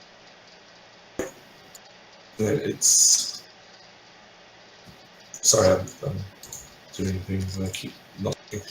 You know, it's stuff that I don't think is needed for Rome. I like houses. Houses is quite nice. It works, and you know, state constitutions, particularly for states outside of the capital, because let's be honest, the capital is kind of getting run as well, the major production cities, all the various different like part of government are actually involved in it as well, so they kind of have a say in stuff the way it's run. But you know, with the state cities, and the states, they're slightly different. And I do like the idea of them. I just don't think I could sit down and write one myself. So I have the Well, Lord Norham's Constitution up on my phone right now, and I can just kind of run through it real quick. It seems as though there is a looks like a council of mayors, which are responsible for controlling great engineers, workers, workboats, choosing production, allocating in-game citizens. So basically, everything that the governor generally does. And it seems as though he's sort of moving those powers down to the mayors while making the governor responsible for making the state laws, which is kind of an interesting thing. I think that it would be cool to contrast it with Tiberius's constitution and House's constitution, but there's that. There's the state laws that the governor makes, and the laws can be vetoed by 2/3 of the mayors. she's going to be one person for most of the time. He has Yeah. only taken it. And so the mayors can also propose bills, the state can propose bills, but it seems like ultimately the governor is the person responsible for making the laws. So that's a pretty simple general structure. It is interesting because I think that you and him are ideologically opposed, Wes, in terms of what it means to what sort of powers should be delegated to the people of the state. So based on that, let's start with House. What do you think of that constitution? And for you specifically, what do you think? How do you think it compares to yours? Well, I mean, you know how much I love tooting my own horn. It's an interesting idea. I'll give it that. I mean, it's certainly unique. I think I agree with Wes a little bit here in just saying I don't really see how it would work early on, just because Kume is going to be a singular entity for probably a long time. So I don't really see how. I mean, you'd have one mayor, so it'd be a. I mean, from a perspective of me being House Basically and just me, making someone else the governor, which is kind yeah, of... from the perspective of delegating work, which I think we all know I'm a big fan of, I think it's a goddamn brilliant idea. Best thing I've ever seen. But Well, I think maybe a it's potential interesting. workaround would be to make it so that you have an automatic number of governors minimum, or sorry, mayors minimum, which kind of plays a little bit off the definition of a mayor. I think it kind of contradicts that, but maybe call it something else and make it just like a advisory council or like a city council, and you have the workaround there, and then eventually they can just transform into mayors if there are more cities within the state. But I don't know. That's just my legislator so mind's running. there's also the... someone mentioned Tiberius's thing, which I actually... Last night we did a bit of work on it. We were gonna maybe try and make it into just a baseline for something if a city really wants it, so that nothing really bad has to happen.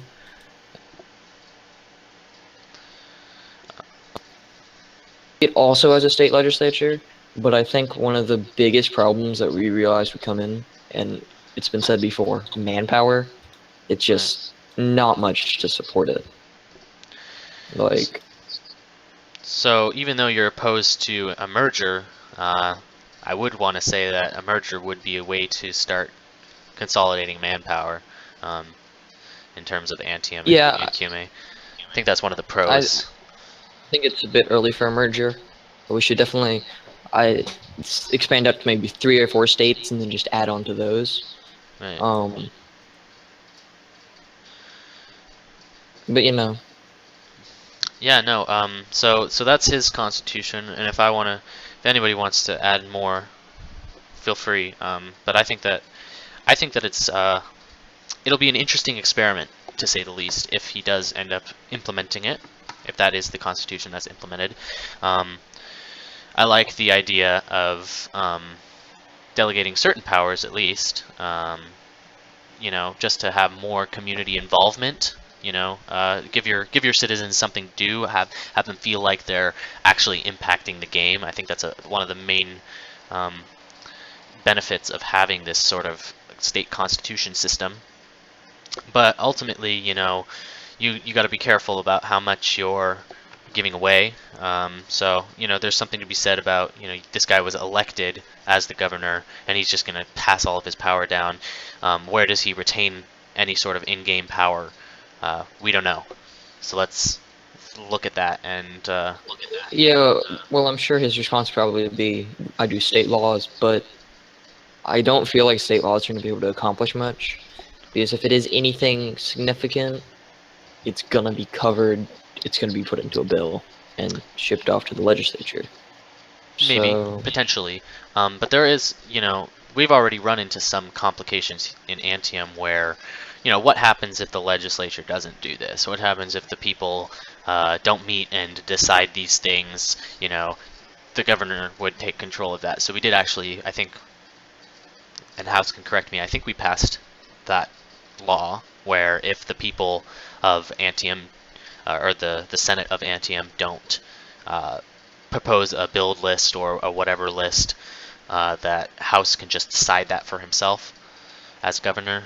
But so there's Yes, we going to be, did, which was actually very helpful this last session.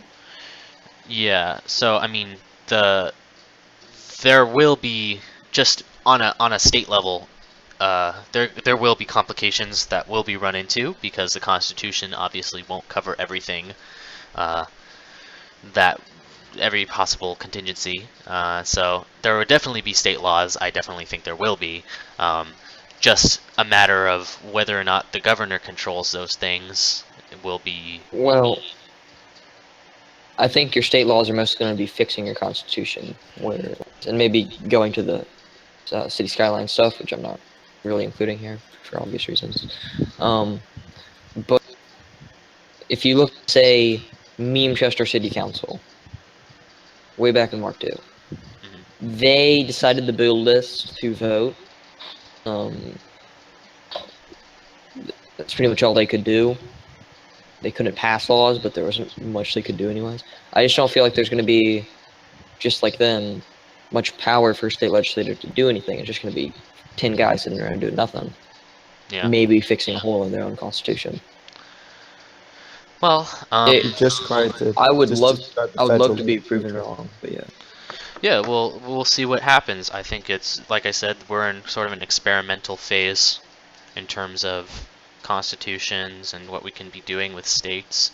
But let's move on to Tiberius's constitution. If he has one, I'm gonna scroll through and see if he does. He does. It's in the debate thread. Okay, yeah, I'm scrolling through Lord Nordjam's constitution. Okay, yeah, I think I found it. There we go. So,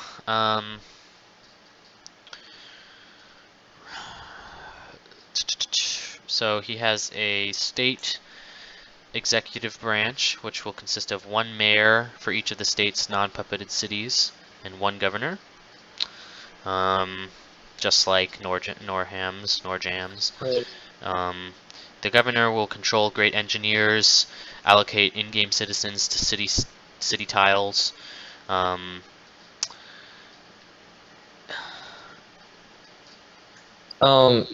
actually, as I said, we were talking earlier, or last night, I think. We were gonna take that bit out with the mayors, Okay. just because of how it works. Let me see exactly where it says it. Yeah, it looks like the mayors, as of now, they do choosing production and allocating specialists authorized for their city. There's like a little caveat for assigning citizens for specialist slots and whatnot. Then there's a legislative branch, which is, I assume, responsible for passing state laws. And Yeah, there's a I said judicial as far branch, as which state is a work in constitutions. progress. Yeah, we were talking about the judicial branch. Basically, all we needed it to be was judicial review, making sure the state laws don't interfere with the constitution of the state, or yeah, that's pretty much it. Yeah. We were considering just doing a really ghetto workaround by just making it so that it's always the Supreme Court is on. Whoever's on the Supreme Court is in that court by definition. We were So going to do that in Antium. yeah, but then we came into the whole you have like a right to resign or something, and technically you would be able to have resign. You would just automatically be put back on. So Just it to got interrupt for a sec, on screen, the viewers are now seeing discussion about a captured worker that the barbarian encampment we just cleared better have has. taken that. So it's a Don't discussion tell me of if we took it or not. returning versus taking it. Returning it gives us 50 influence with Zurich, and taking it gives us the worker. I won't spoil what we do, but discuss. I think we should definitely take it. Are you kidding me? It's right next to the new city. I think It'd be we should have. horrible. I think we should have given it back. Why? We're not going to get allies with those guys. We don't have enough money. That's just not going to happen. That's the point. Unless it's You're not going to get allies to begin with, so why not? You don't spend the money to begin with. Get the free that points. worker is going to be so useful in the new brand new city. You can. I think we've got too many workers, in my opinion. We can definitely downsize workers, but for now, we definitely want as much as possible to get it up as fast as possible. We don't need like 7 workers or something, but what do we have, like 3, right? I think 4, if you include this one. Yeah. 4 if you, yeah, exactly. 4. So spoiler alert, we end up taking it, I believe, right? Yeah, good. Yeah. Better be going to me. Actually, who does that go to? That's a good constitution. It was currently basically when we took it before the city was founded. I think the council officially owned it. Yeah. So the reason the council owns it right now and not a mayor is there's a bit of a interesting wording in the Constitution where the governors own workers that were created within their state. And since this wasn't created within any individual state, the council will have authority over it for now, since they have authority over everything that isn't defined in the Constitution. Question. Yes. What if we were to conquer Zurich and make it its own state? Would that automatically go to them? Considering That's we a still good don't have a question. system for trading workers. Yeah, so that's a very good question. I'd assume yes. So that would be their worker if the governor, if there was a governor of Zurich. But I think that this could also be an interesting court case where can governors and or the council, considering they now own a worker, can they relinquish their rights to ownership of a worker to another governor? That was discussed before when Uhtred traded that worker to House temporarily. I stand by no in the current law. It should be a thing, but if you say you can with the current interpretation, that would mean everyone, like, diplomat can give away great diplomats and shit. It wouldn't really be ideal. Okay.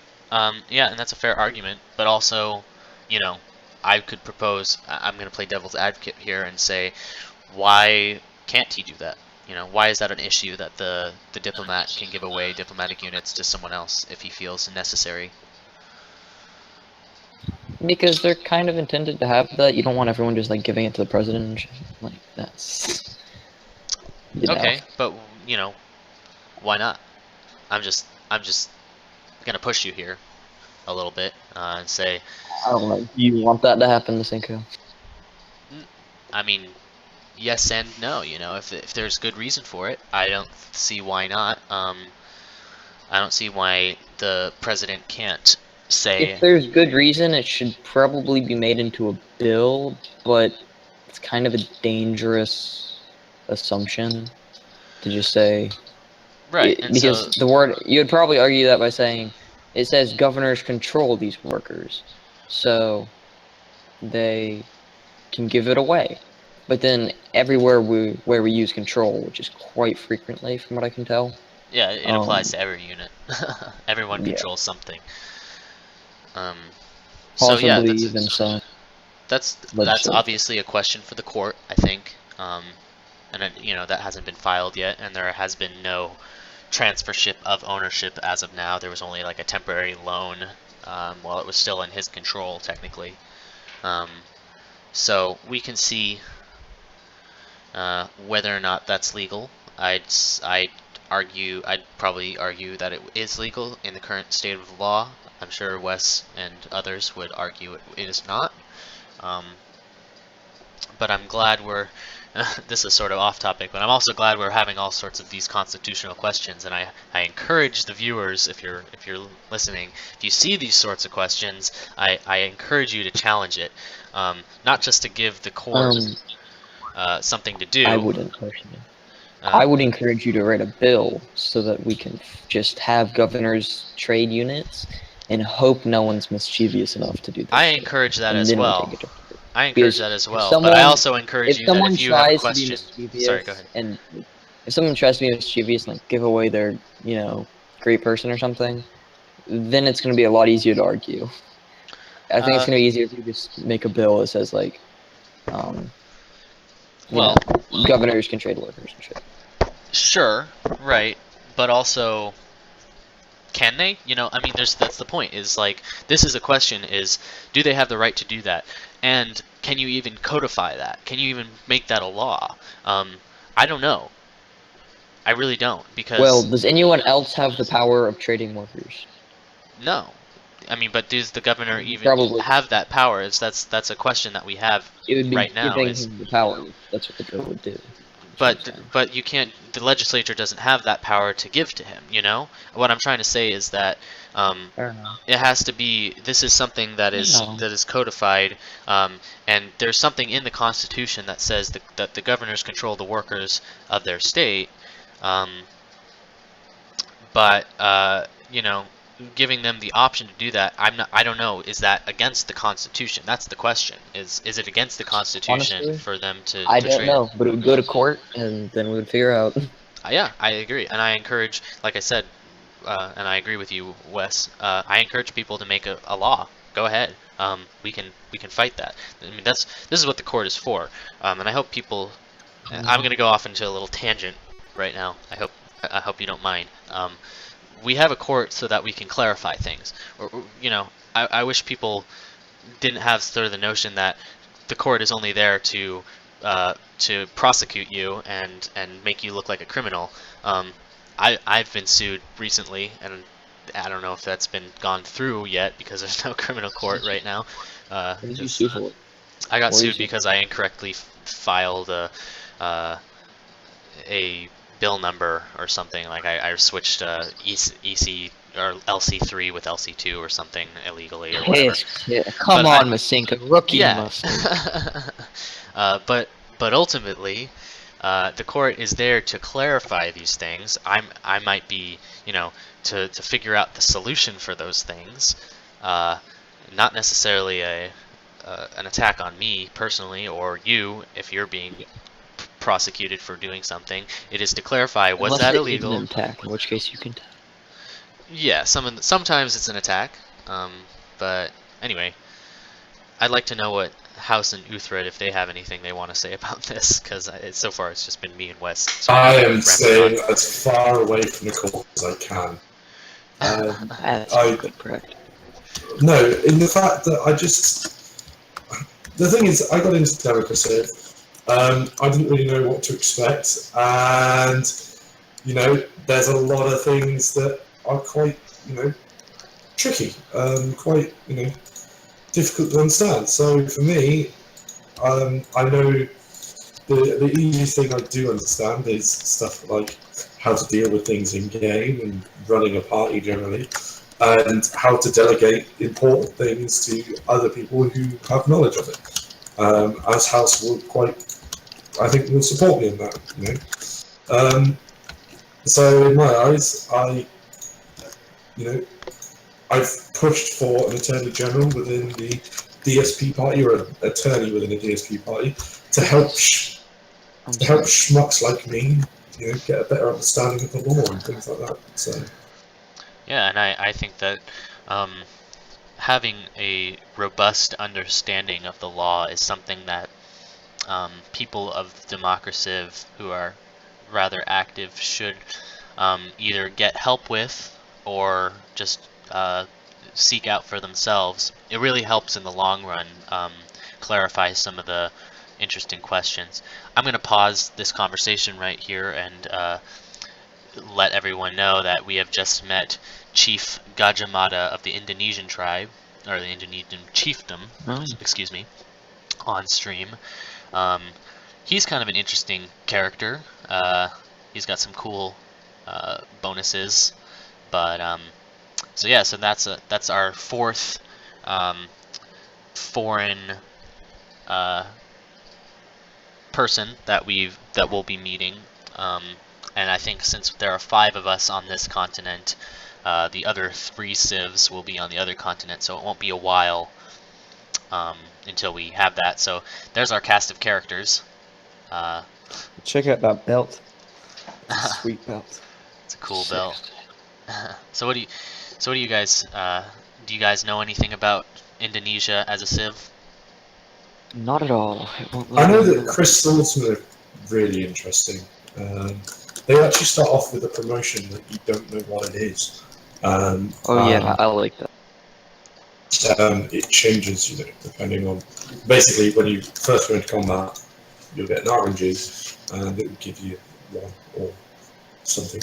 Some are really powerful, actually, particularly early game. Some can be extremely powerful. Some of them, not so much. Yeah, I play the Civil War scenario a lot, which every unit basically has that same effect. It can screw you sometimes. I think they borrow a lot of the effects from Indonesia, and a lot of them, some of them are very bad. Yeah, so it's sort of a gamble. I do believe, however, they took out some of the really bad ones in this batch to make them better. Yeah, I think so too. I heard that soon. But also, a bonus is a bonus. I think it's a good unit ultimately. I don't think that Indonesia is very warmonger-y as a civ. I think they're more. If I had to guess, they're like a 7 or something. I'll just go with 10. Really? Yeah, I don't know personally. Whenever I encounter them, they have a war unit. Yeah, but whenever I encounter them, I never really see them, going hardcore aggressive. Especially not like compared to Songhai, who is in our game. I'd say they're probably around the same level as the Celts, probably. I wouldn't take my word for that, but they also have a very interesting unique ability, which is when they settle a city, a unique luxury resource appears next to their city. It's either, I believe, cloves, nutmeg, or pepper. Spices might be one. Not pepper. Also, I was wrong. Spices. They're pretty neutral, or probably like a 6. Okay. I guess. But yeah, that's a pretty cool ability.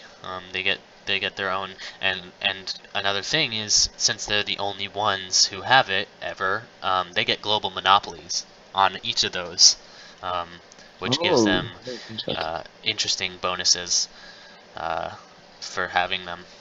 Not unless they get conquered. Yeah, that's true. Exactly. I think one of them gives a bunch of happiness, another one gives a bunch of production, or gold. I don't remember. We'd have to hover over their cities and see what they do when we get to that point. But Yeah, pretty cool. They're a cool civ. I tried playing them once. I lost, but cool I civ. did on In the True Spawn. multiplayer game, me and Char have with them. They're south of me, and I'm very much a turned into a warmonger. Basically, I'm going for a Dom victory. And you know, Chris Swordsman, they basically upgraded them all away, and I was fighting Rifleman and Rifleman, but with the Chris Swordsman upgrades, and they can be quite tenacious. You know, they do build a fair amount of units. They are particularly strong navy-wise. We haven't found them, but they'll probably be due to just the way the start is. They'll be near the coast, so the navy will be quite strong. So that's something you should keep an eye on. So you know, Cool. I have almost never been affected by an AI Civ's navy. They're either too small and just get rolled by mine, or I don't even bother building a navy, and they maybe like bump out a unit every once in a Ooh. while. Well, in Vox Populi, there can be some sneaky I've shit. seen it's different. Yeah, I've had a. I played a game as the Dutch, and Sweden built a lot of ships, and they're strong. The Dromons, whatever you want to call them, little Yeah. Viking ships. They can put out some massive damage. Well, they have a little Viking head on it.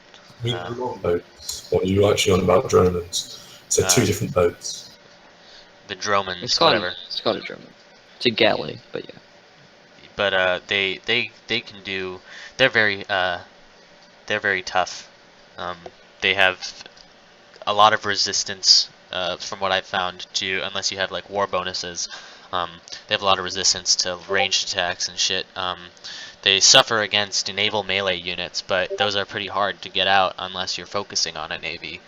So if those things come up on a coastal city, it's pretty difficult to defend against. At least from my experience. Well, we'll have to wait and see. We'll have to maybe protect Kume a little bit better. But And go ahead, House. I was just gonna say on the screen now, you'll notice that Antium is burning to death. Because What? this was Oh. this was such a good session for us. Karma needed to balance out the amount of good we were getting. You know, with the flooding and the dying. Yeah. What a horrible governor. Just look at this. He's burning his own city. We're being raided by horsemen, and the capital isn't sending units. Damn the president. I was going to say that's got nothing to do with The president. Parliament is currently meeting at the moment, talking about sending Solace a very strongly worded letter. No, Solace ran to Kume, dude. Come on. Yeah, no, I'm probably requesting some defense in Antium would be good for next session. And we're kind of getting to the end of the stream, so I think I want to gear back because we didn't really get a whole lot of time to talk about it. Let's gear back to the Kume election, and let's talk about some interesting political skullduggery that's happening.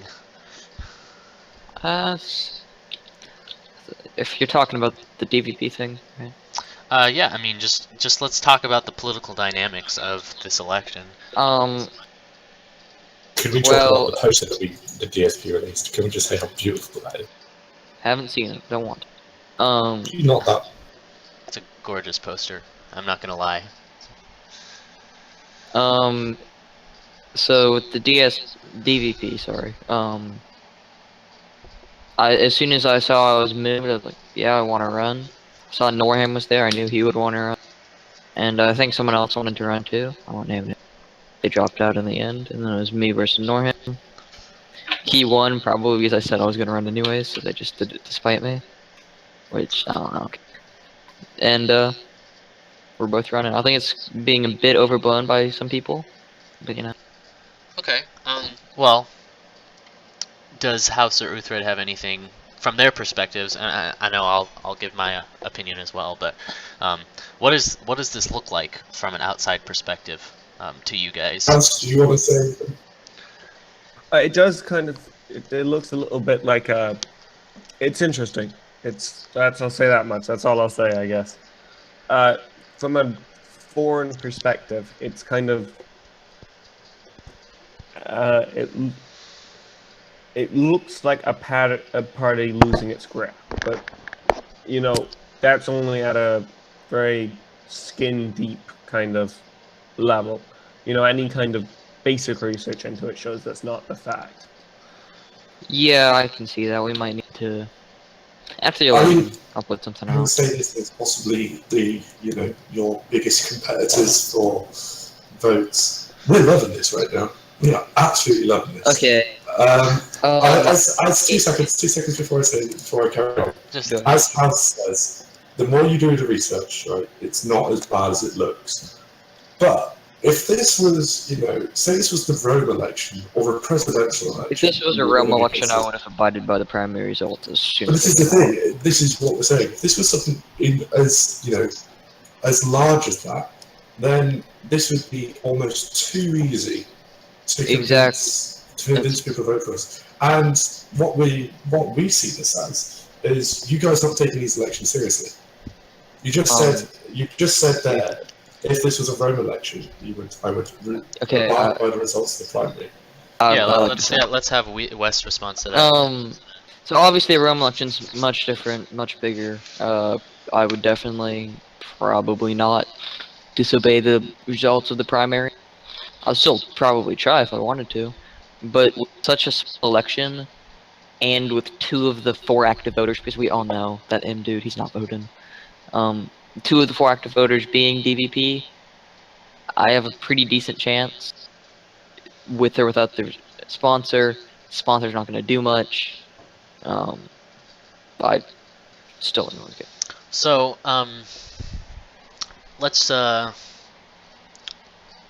from my perspective, I'm gonna just kind of give you what I think. I think, yes, if you do look into it, this isn't as, absolutely political suicide as it might look. And I'm not gonna rag on you, Wes, or anything. I'm just gonna, give what sort of, from my political experience and my know-how, what this sort of, I think this was, for me, I'm gonna just go ahead and say this was bad politically, from the Deus Volt party, or sorry, the DVP. Don't pin this to DVP. This is pretty Right. much all me being. Well, stubborn. okay, so it looks bad on you, and it also, but it does also look bad on DVP.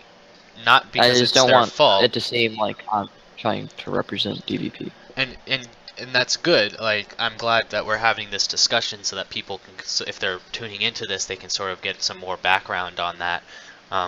But from just from a preliminary perspective, what it looks like is stubbornness on behalf of someone. It also looks like DVP not knowing really what's going on and sort of not having their shit together.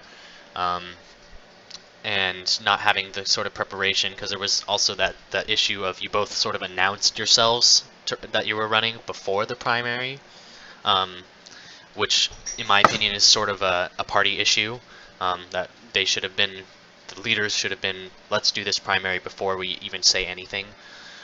Yeah, we kind of did do that, but I knew I was running anyways, and being slightly stubborn. Just kinda. I was gonna do it anyways. Norham followed lead because if he didn't, he would probably lose. And so I mean, just from dude number 3 got kind of mad at that and stopped doing. Just dropped out. Yeah, I mean, I think it's, from my perspective, that it's just a bad political move. I think it just looks weak for DVP. I think it looks weak on you personally, in terms of just sort of general respect for your party. And maybe you don't feel like this is reflective of your party, and maybe you don't feel like people should judge this as a party issue. Definitely not a puppet of my party, and I think that's really what I'm trying to express here. Okay. I will. I love the DPP. I love everyone in it, but I'm not going to be strong-armed into staying out of a race. And Yeah, and I you know, think that's sort of a risky stance to take, you know. I don't, and this is something that totally the Nova Optimates are all about, and I'm just gonna throw my party in here for a second. Sorry about that, but we don't have people voting on party lines. We don't say, look, this person's running, you should vote for this person. We let you vote for whoever, and there was some controversy, you know, about that one Nova Optimate vote that didn't go to Solus, but we totally knew who that was the whole entire time. We know Charlie voted for Blonde in the election, and we were okay with that. You know, we didn't say, shame on you, Charlie, for voting that way. We say, you know what, that's your opinion, you feel like he's the better candidate, vote the way you want to vote. We're going to run our campaign anyway. We're going to run it under the Nova Party ticket. Just side real fast. Kume was just said. Kume is settled. God bless Kume, or Democraciv bless Kume. God bless. So he's just going to run through the info addict screens real quick. And we got about a few more minutes, but I'm going to go back to the election for a second. I think that this was a very interesting political move on Wes's part, on the DVP's part. And there could be an argument made, in my opinion, that the DVP maybe should have endorsed Wes, even though, you know, I mean, maybe they're sticking to their primaries. They voted for Norham. Norham. Yeah, Yeah. well, yeah, I guess that's what they have to stick to what they're doing. But it should be an interesting campaign, and let's just get some final thoughts from everybody about that campaign, and what they think they would want to see out of it, and the sort of an analysis. Their own analysis. Let's start with Wes. Well, I've been talking about it today, but the results are really up to Solace and sorry, I've forgotten his name. Janice. It's up to those two guys. Whoever they vote is probably gonna win, unless one votes for Norham, one votes for me. Assuming Norham voted for himself, which I'm like, he did. The only way that the reason I knew I wanted to run was because the only way that a DVP member is not really going to win is if they both go for Tiberius, and honestly, I don't find that very likely. Could happen. Well, Definitely, it could be a tie between Tiberius and one other, depending on how one of them votes and the other one. So let's go to House. If Tiberius is somehow in the, I'm sorry, but if Tiberius is somehow in the final, unless the fifth guy votes, then he's not going to be in a tie. Because I know I voted for myself at least. Yeah. Okay. Well. House, do you have any analysis on this upcoming election? And if you are there, I cannot hear you right now.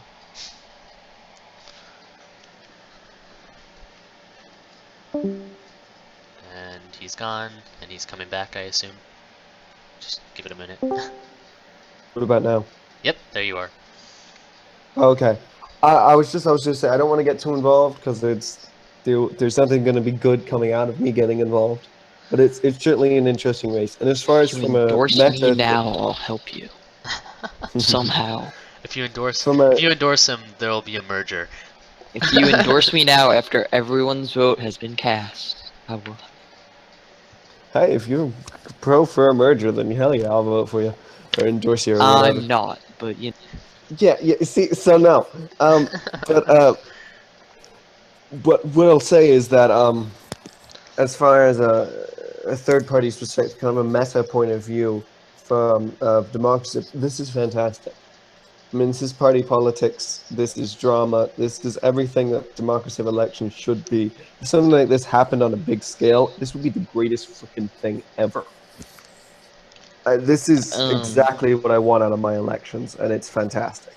I know this is super cocky, but I would never do this shit on a big scale. I'm not that stupid. Like, I think I would, that's just for fun. No, I'm kidding. So Uhtred, do you have anything you want to say about this election? What you think about it? Well, Masenko, run against Solace next election. I mean, I'm sat here, right? Tiberius said that he wanted to run before it was settled. We held primaries before he was officially announced. Nobody else, everyone was like, no, go ahead. We knew who was sitting there. The fact that he wanted to run, the fact that there is currently an NO member, 2 independents, and 2 DVPs, really, in all seriousness, we shouldn't have much of a chance. One okay? independent. 2 independents. The other guy's not. still If another he person. votes, if he votes, It doesn't matter, he's still there, right? if he votes, I'll eat my shit. And the thing is you know, in all reality, we shouldn't have much of a chance. You know, we've got no one who we can almost guarantee is going to vote for us. We knew we had to go out campaigning. The fact that we're sat here now, right, after everything's been sorted, with the fact that, you know, the DVP have endorsed Norham, Wes wants to go for himself, and we actually genuinely have a chance of winning, is crazy in my mind. It's brilliant for us, as House says, it's brilliant for Democraciv as well. You know, there's a lot of drama, there's a lot of stuff to talk about. If I'm going to be brutally honest with you, Wes, that I honestly don't see how you come out of this in a good light. Even if you win, the reason why I see it like this is you've just said, you know, you don't want to do this on a big scale. Which, in my mind, and in possibly minds of other voters, people who listen to this, kind of suggest that, you know, Kume for you isn't that important. You're just kind of doing it because you want to do it. You want to have something to do. No, I'm sorry. It's because I can actually win on a big scale. I would never be able to win. It would just take votes away from the other guy. But I can actually win here. So okay, it's hubris then, perhaps.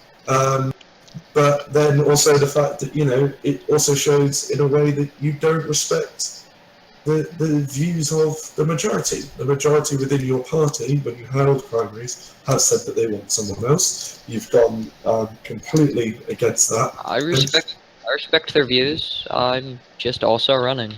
They support him. This is what I'm saying. You know, it's for me. You know, this.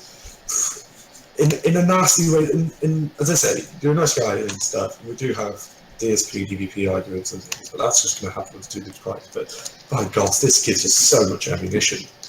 There's a lot of things we can bring out of this, and depending on how bitchy and whatever we want to be, depends on what we say and things like this. And, you know, I don't think we're going to go down that route too much, because we went down that route with the first elections. And I think, as some people have said to me as well, there was a benefit to it. That poster, I think it did turn a couple of people off. Maybe rightly, maybe wrongly. That's a discussion for another day. So much weight on that poster, man. Hey, it's a poster. If it turned off 2 to 3 voters, that's enough to lose you the presidential election. So let's didn't lose the governor. We're gonna rein it in a little bit. So that we can get rid of this sort of undertone of party tension. We're gonna break that tension real quick. I think that this is a very interesting election. We got 2 DVP candidates.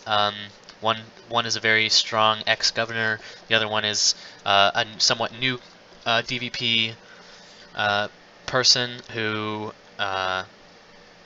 has his own constitution and is backed by the party. And then we have the spoiler candidate who may potentially upset the election, Tiberius. So we got a very exciting election coming up. We got our next game session coming up soon. And I think that, you know, now that we have Kume, there's going to be some interesting things going on within the community. So hope our viewers keep an eye out for that. And thank you for watching. Does anybody else have any sort of closing statements they want to make? Go. Let's start with Uhtred. Go ahead. Yeah, just extending the thanks. Thanks for having us. I'm glad I've been here for the whole time. Looking forward to it next week when I actually have good internet. Yeah, no, folks, thanks for tuning in. I hope we made the game at least a little bit more entertaining for you. If you kind of had to, if you don't want to sit through those main sessions, we tried to talk more about more gameplay stuff. But yeah, thanks for listening. Always great to be here. What they said. Also, what they said. Okay, that's all. Ooh, can Alright. I say something? Can I quickly say something? Oh yeah, go ahead. I was about to. I feel like we need a proper name for this if we're going to do this on a weekly basis. It's currently got, no offense, it's quite dull, the Democraciv podcast. So I challenge you guys who are listening to come up with a good name that we can use, something that's catchy, quick, and that we can use in intros. I think it's quite. I can set up a poll for that if you guys want. Yeah, let's do that. The governor's chat plus Masenko. So let's. That's it. Thank you for your confidence, us. All right. Hey, Goodbye, I'm always everybody. there for you, bud. Are we clear?